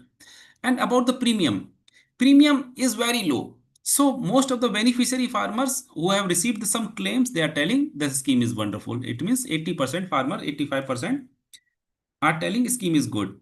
And non-beneficiary are also not sad about this. They are also telling premium is very good. I am happy because in case of paddy crop, just from the 1500 rupees, we can register this scheme for 1 hectare land. Just means if the 1 hectare land is ruined, the farmer will get about 75,000 rupees just by paying the 1500 rupees premium. 1500 rupees, 75,000 rupees. So good scheme. Premium is so less. Number of losses covered, different type of losses, no rain, excess rain, all type of losses, fast winds, all type of losses are covered. It means beneficiary farmer are happy and non-beneficiary are happy. So so scheme is good in this. So we have to see from different angles the project about. Knowledge about the important steps. So scheme knowledge is there with the farmers or not? So knowledge is not there. Even the beneficiary farmers are telling that they have less knowledge about the details of the scheme because it is an insurance scheme. So big detail is there. So they know that the scheme is there, that's only. They don't know the big details. Even non-beneficiary are not knowing the details of the scheme.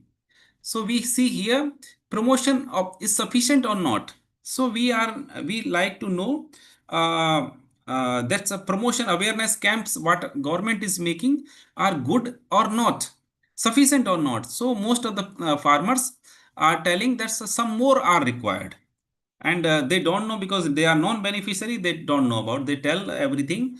We require more promotions and visits. So these farmers are telling one visit.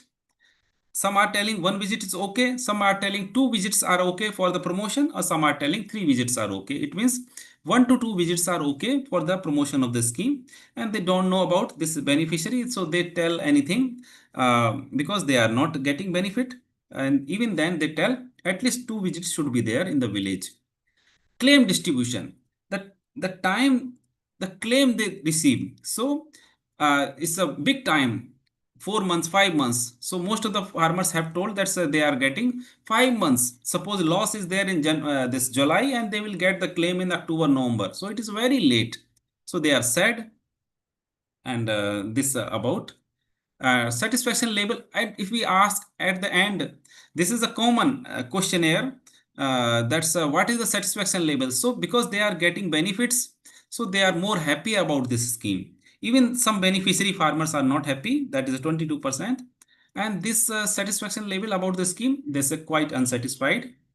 So this easy payments, adequate and easy payments. So claims, adequate and easy payments. So adequate and easy payments, they are happy because they are getting claims, and they are not happy, so they are dissatisfied.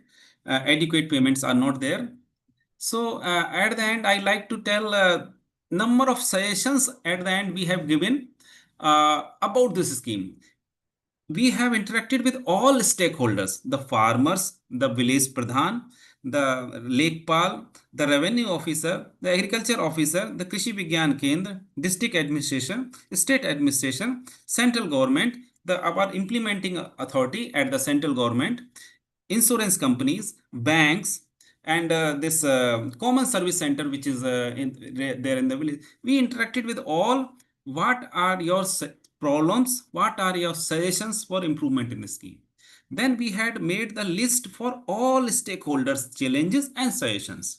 So wonderful suggestions we have given about all to this scheme improvement.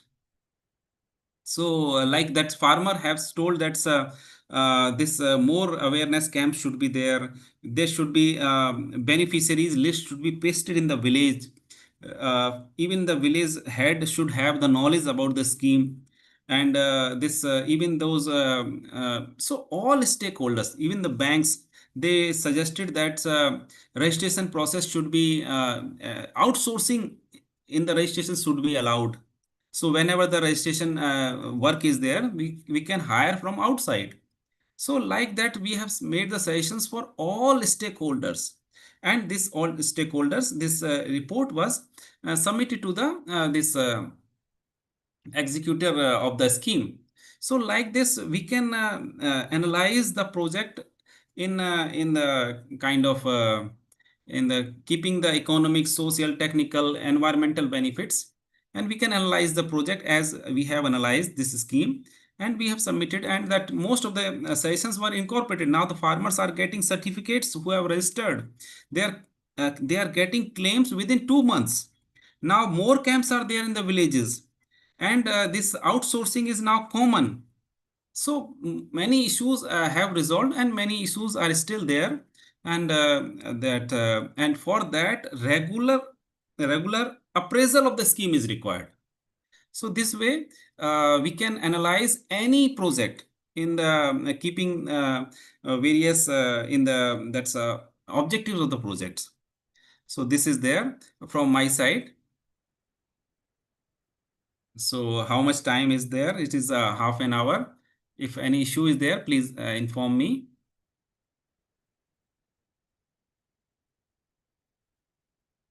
Yes, sir. Sir, thank you so much, sir, for your wonderful speech and insightful and thought-provoking also, because our nation depends upon majorly this agricultural development only. So some of the participants related to agriculture also are there. I request anyone from the participant side, please interact with a great scientist in agricultural research is with us today. Please make utilization of the great opportunity.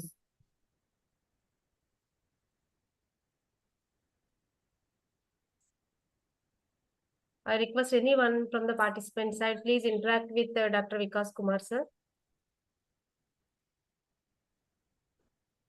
By interacting with all stakeholders, we can get the solution for each part. Like in school, we have teachers, students, management, and the stationary people, and all surrounding people. If we interact with all, we can make the ways to make the school wonderful. Because that way we can analyze the working of a system. Exactly, sir. Exactly. That is the reason why all the time Sidvi aims to the multidimensional era only. Sidvi never confines to only one particular domain. So this is the reason behind organizing such conferences and FDPs. So I request anyone from the participant side, please interact with not only giving messages, you have to talk here so that we also can be somewhat encouraged.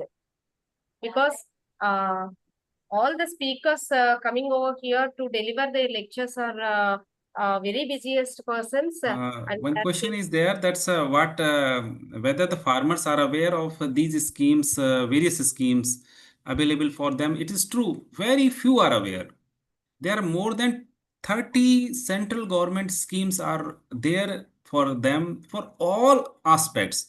We have a solar panel scheme, we have insurance scheme, seed purchase scheme, animal insurance scheme, crop insurance scheme, machinery purchase scheme, soil improvement scheme, employment generation scheme, uh, cold storage making scheme, and everything is there. But our farmers are not having awareness about it, and that is because more system should be there. Otherwise, this mobile system is there with us, so we can know these schemes about that schemes for the farmers. Very, and if we want to, first we have to see where we have the problem. Suppose we have the problem of we have glut of material. Suppose we have lots of pulse. Pulse will get insects in 2 or 3 months. So we need to have the processing of that. So we want to install a processing machine. Processing machine, we have 50% subsidy in this. So we will see. I like to have one this 10 lakh rupees processing machine. What are the subsidy government is giving? So we'll go and to the website, we'll see the processing keyword for my state, and then we can know and we can interact further for our agriculture department, or otherwise directly from that state government head office, our central government head office. That I am the farmer, I am like to have 10 lakh rupees this scheme, or harvester or cultivator.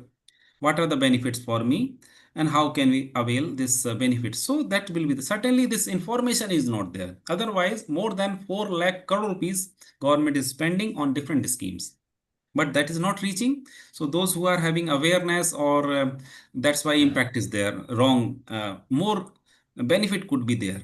Otherwise, solar panel scheme is there. 2 lakh rupees solar panel is available at just 40,000 rupees. So we have to see irrigation, 60-70% subsidy is there for sprinkler, drip irrigation, poly house, lots of subsidy there means. But we have to see how to develop the project and get the subsidy, get the benefit. So that some technical hand support should be there, that will be helped by Krishi Vigyan Kendra is there in every district. Agriculture officers are there, our agriculture colleges are there. You interact with them, that's please help me how to submit a animal rearing project. I want to have 5 buffaloes or 30 goats. How to submit? So money is there, demand is there, linking is not there. So more linking is, and we have very good internet also, but we are spending more good time on entertainment, not on learning side, because India is the leading in the world on internet as an internet user. More than 2 to 3 hours people are spending per day. So that 2 to 3, that is the maximum hours that free internet is providing, I think. So that if that highest free time that internet is providing, 1.5 GB or what is this? So if it is lies for learning, certainly we will be the leading in learners world also. But that most of the time is going for entertainment. So that should be used for our purpose. So freedom is there to use for internet or entertainment, or we use for learning. So schemes are there, for number of schemes are there for this.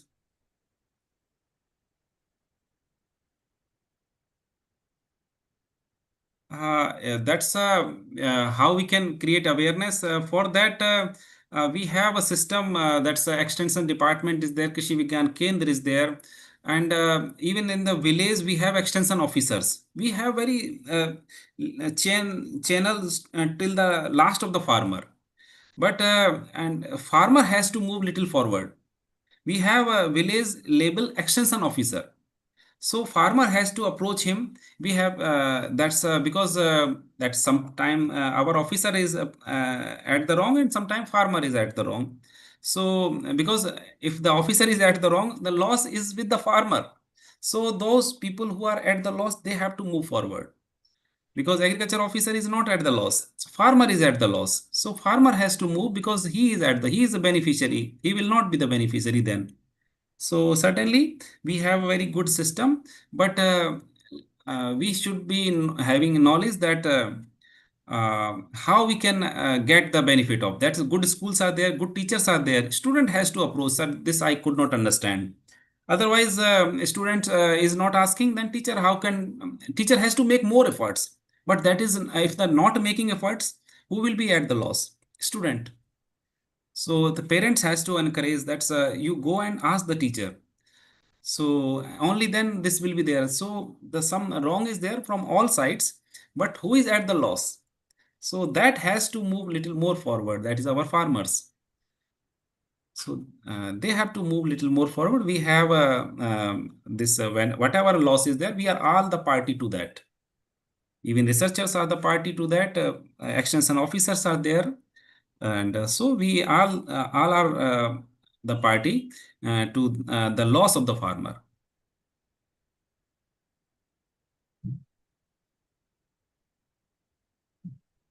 Yes, sir. Yes, sir. Thank you so much, sir. Anybody else wish to interact with Dr. Vikas Kumar, sir? Somebody is asking that, so what is the scope for agriculture engineering? Agriculture engineering, there is a wonderful scope in agriculture engineering because agriculture is still not explored properly.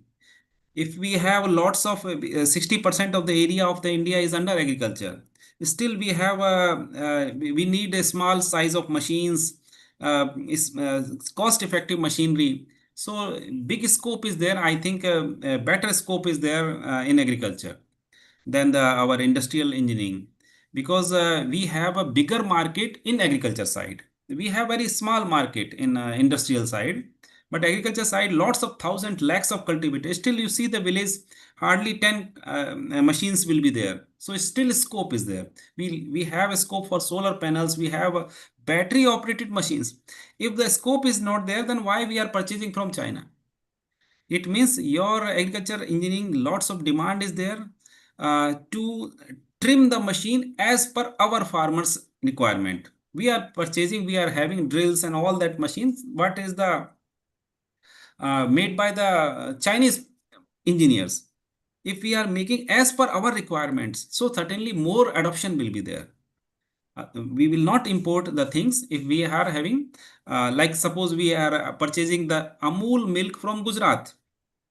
So if our producers, nearby district producers are making effective, good quality milk, cheaper milk, certainly why the milk will come from the so long distance project plants. That is coming, even the long distance plant are making cost effective, good quality milk. That's why it is reaching to the all parts of the India. Even so, it means some wrong is there at our local level that we have to correct. So lots of scope is there for agriculture engineering. Still 60-70% area, lots of machines in all cases. We require weeding machines, we require harvesting machine that are suited for the small farmers. 1 acre land, 2 acre land. We don't require tractors. Bigger size machine. Tractor can harvest 10 hectares of the plow 10 hectares of the land. We require small farmer oriented things, cheaper, solar operated, battery operated. So scope, big scope is there.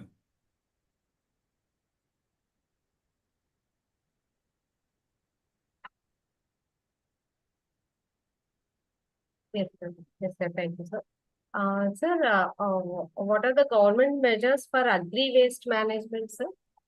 How government is encouraging or giving awareness to farmers to not to make the land infertile by using excess chemicals, manage agri.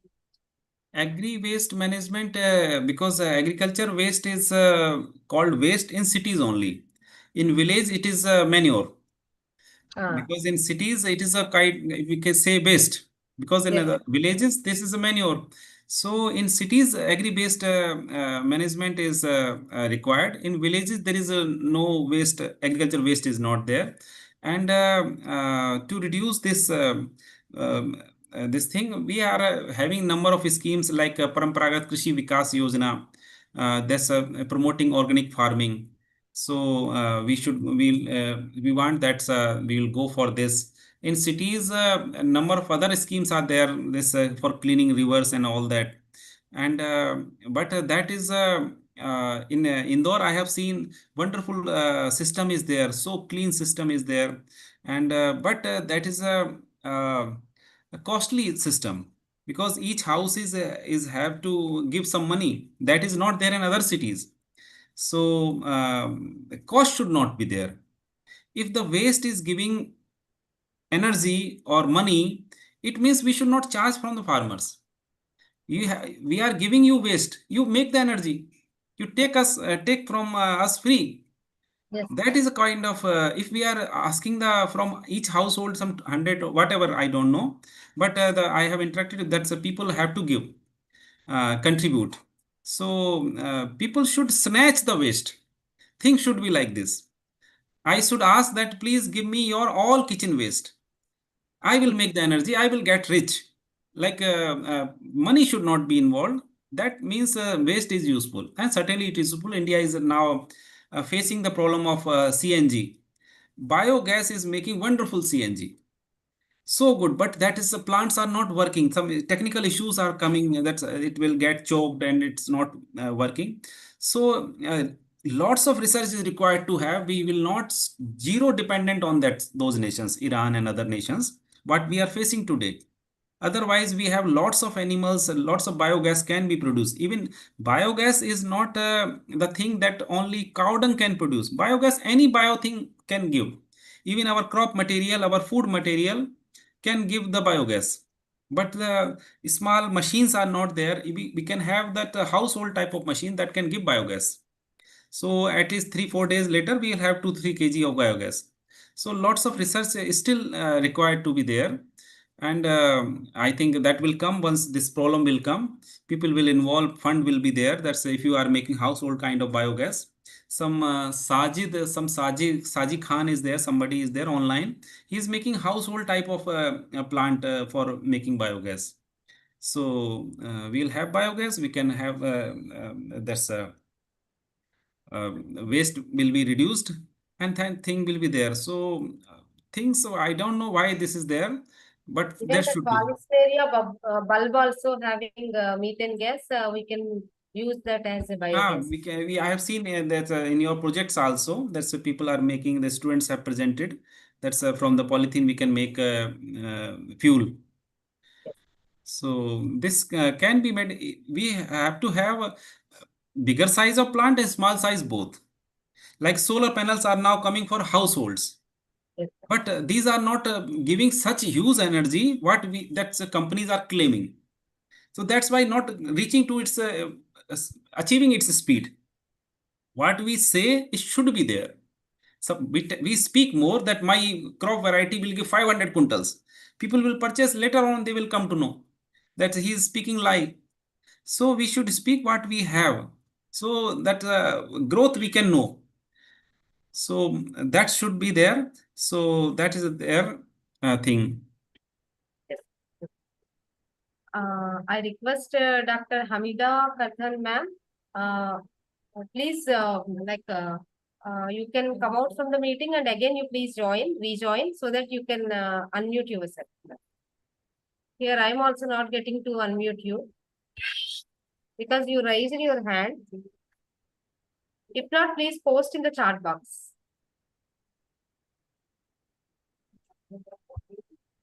So please post your question in the chat box, ma'am. Meanwhile, anybody else who wish to interact with Dr. Vikas Kumar, sir?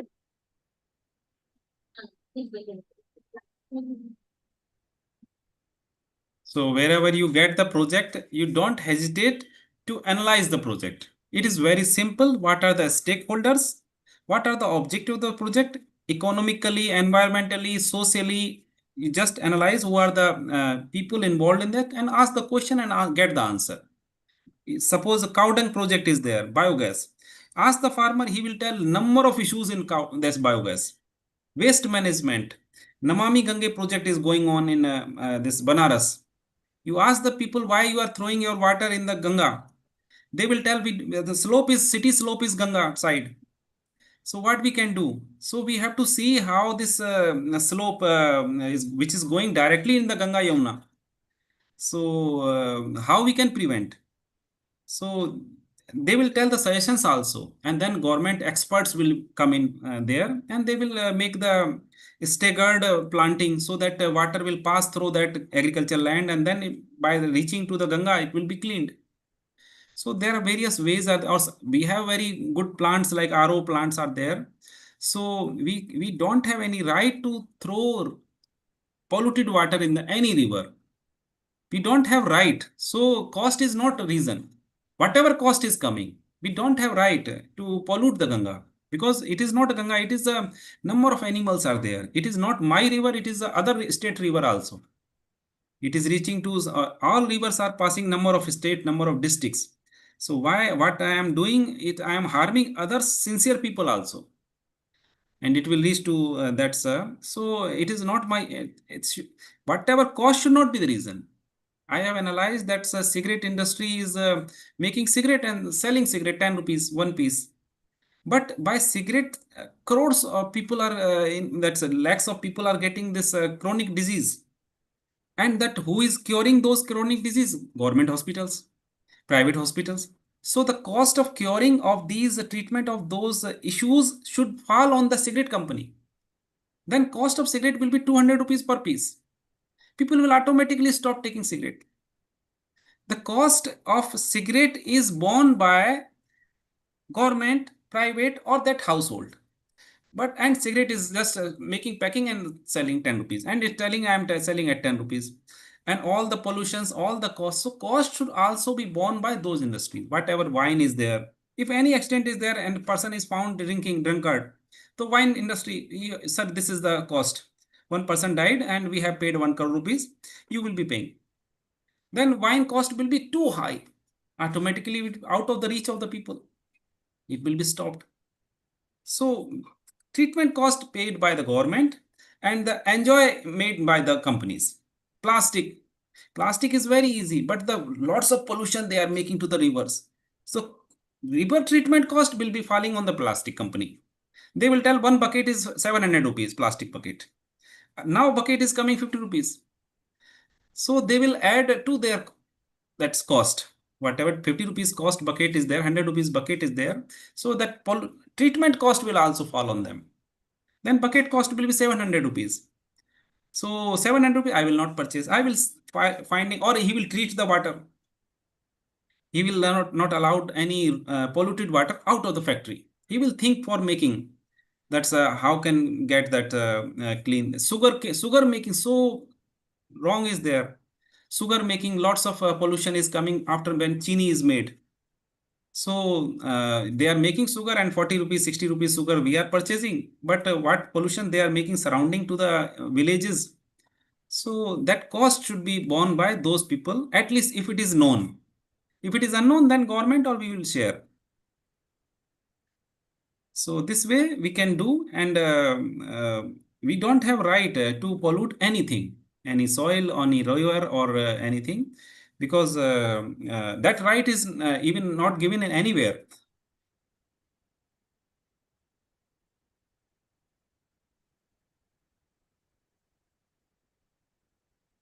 So this Thank may you be so the much. last lecture, or one more is there? This is the last lecture, sir. Actually, Okay. per day we kept 2 lectures. Okay. One is international and another one is national. Basing on the timings, maybe if they want the post session or first session like that, sir. So this is the second session and last session for this day 4, sir. Yeah. Thank you so much, sir, Dr. Vikas Kumar, sir, for your Because very soon all lectures will go online only. Because Yes. government has declared 2 days forced online offices will be there. Forced. Okay. Next week onward, at least 2 Uh, days online issues will be there. Online offices will be there. At least in Delhi. Delhi, yes, sir. Yes, sir. So It's because of the shortage of fuel, sir. in expectation of shortage of fuel. Okay. Expectation. So we are taking precautionary measures. So even the Prime Minister have, I think, some video was going. He was going in 2 cars only, and he has And suggested. regarding the environmental pollution also, I think. It will be corrected, and 20% less fuel will be given to the officers. Those officers who are having vehicles, So 20% less fuel, automatically they will be going in the public vehicles.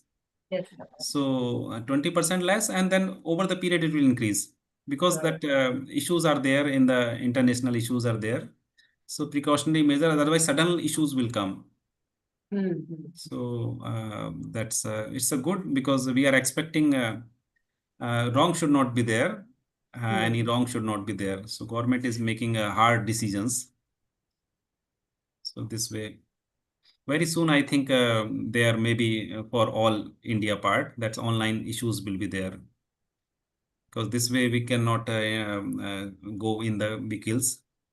Schools are already on the leave because by 20th May, the schools will be, I think from 15th onwards, school will be closed. So school issue is not there, only offices will be there like this. So big restrictions, I think all will be like your way. Thank you, sir. Because it is only made this possible because here we could see from all over India. So if we make it offline, it will not be possible to all of us to meet at on one juncture, and it's about 15 days. It is highly impossible to stay over No, it's a any. cost effective also, very cost effective. Yes, sir. Otherwise, it's not possible. So Yeah, yeah. much cost Actually, effective. previously also it is there, but this COVID situation had made this to be in front line. Online meetings and online classes, online offices, all these things came forward by means of COVID only. Before that, we had seen a very less online events, but afterwards, many of the online are happening. So that exploration and um, uh, the platforms also have been raised itself. So many platforms we can get and many opportunities we can get, many meetings, many new people we can meet through this online. So thanks a lot for your valuable time sparing for us, sir. Please allow me for a short Okay. felicitation with your certificate.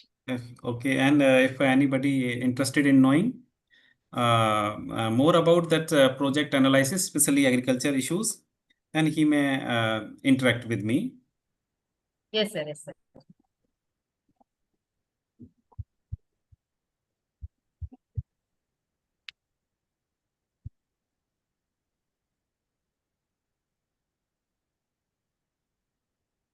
That lines are coming on my photo.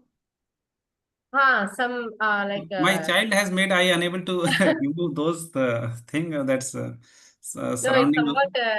somewhat new also, but who ऐसा दिख रही है sir? Who? Yeah, cat like he has made.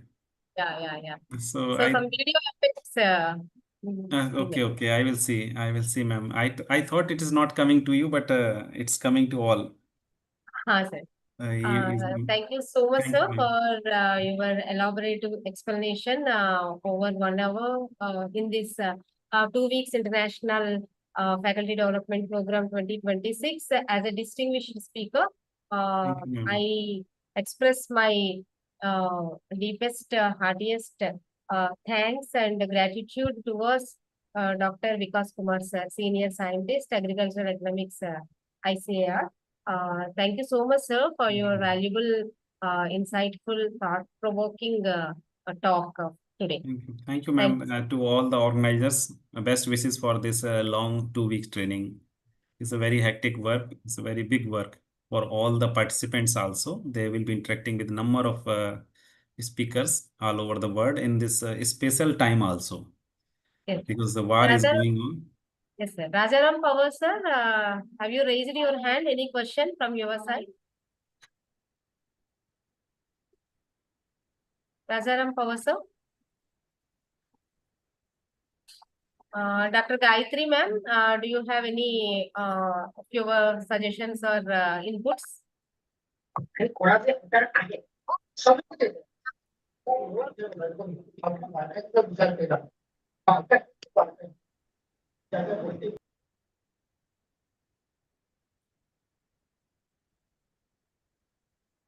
Yeah, I think by mistake he raised his hand. So So that's all of today's day 4 of this 2-week International Faculty Development Program 2026. I extend my heartfelt thanks to today's 2 speakers, international speaker Dr. Santosh sir and national speaker Dr. Vikas Kumar sir, for their insightful, thought-provoking lectures to this juncture. Thanks a lot, sir. Thank you so much. Thank you. And tomorrow also 2 more sessions. One is international and another one is national sessions are there. So again, let us meet tomorrow by 6 p.m. 5:30 p.m. meeting will be on, and the speakers will join by 6 p.m. so that I hope all of you will be joining to make it as grand success as all these 4 days. Thank you so much. Thanks a lot and have a great day. Good night to one and all. Thank you. And now officially I'm ending this meeting. Anybody else wish to say anything? If not, I'll end the meeting. Anybody for a while wish to speak anything?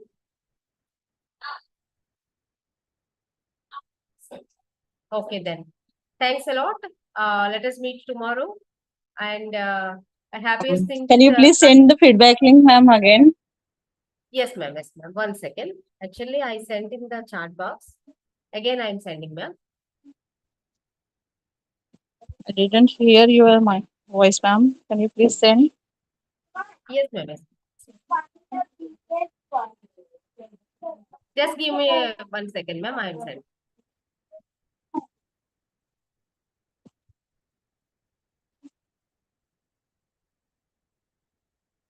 Yes, ma'am. I had posted in the chat box.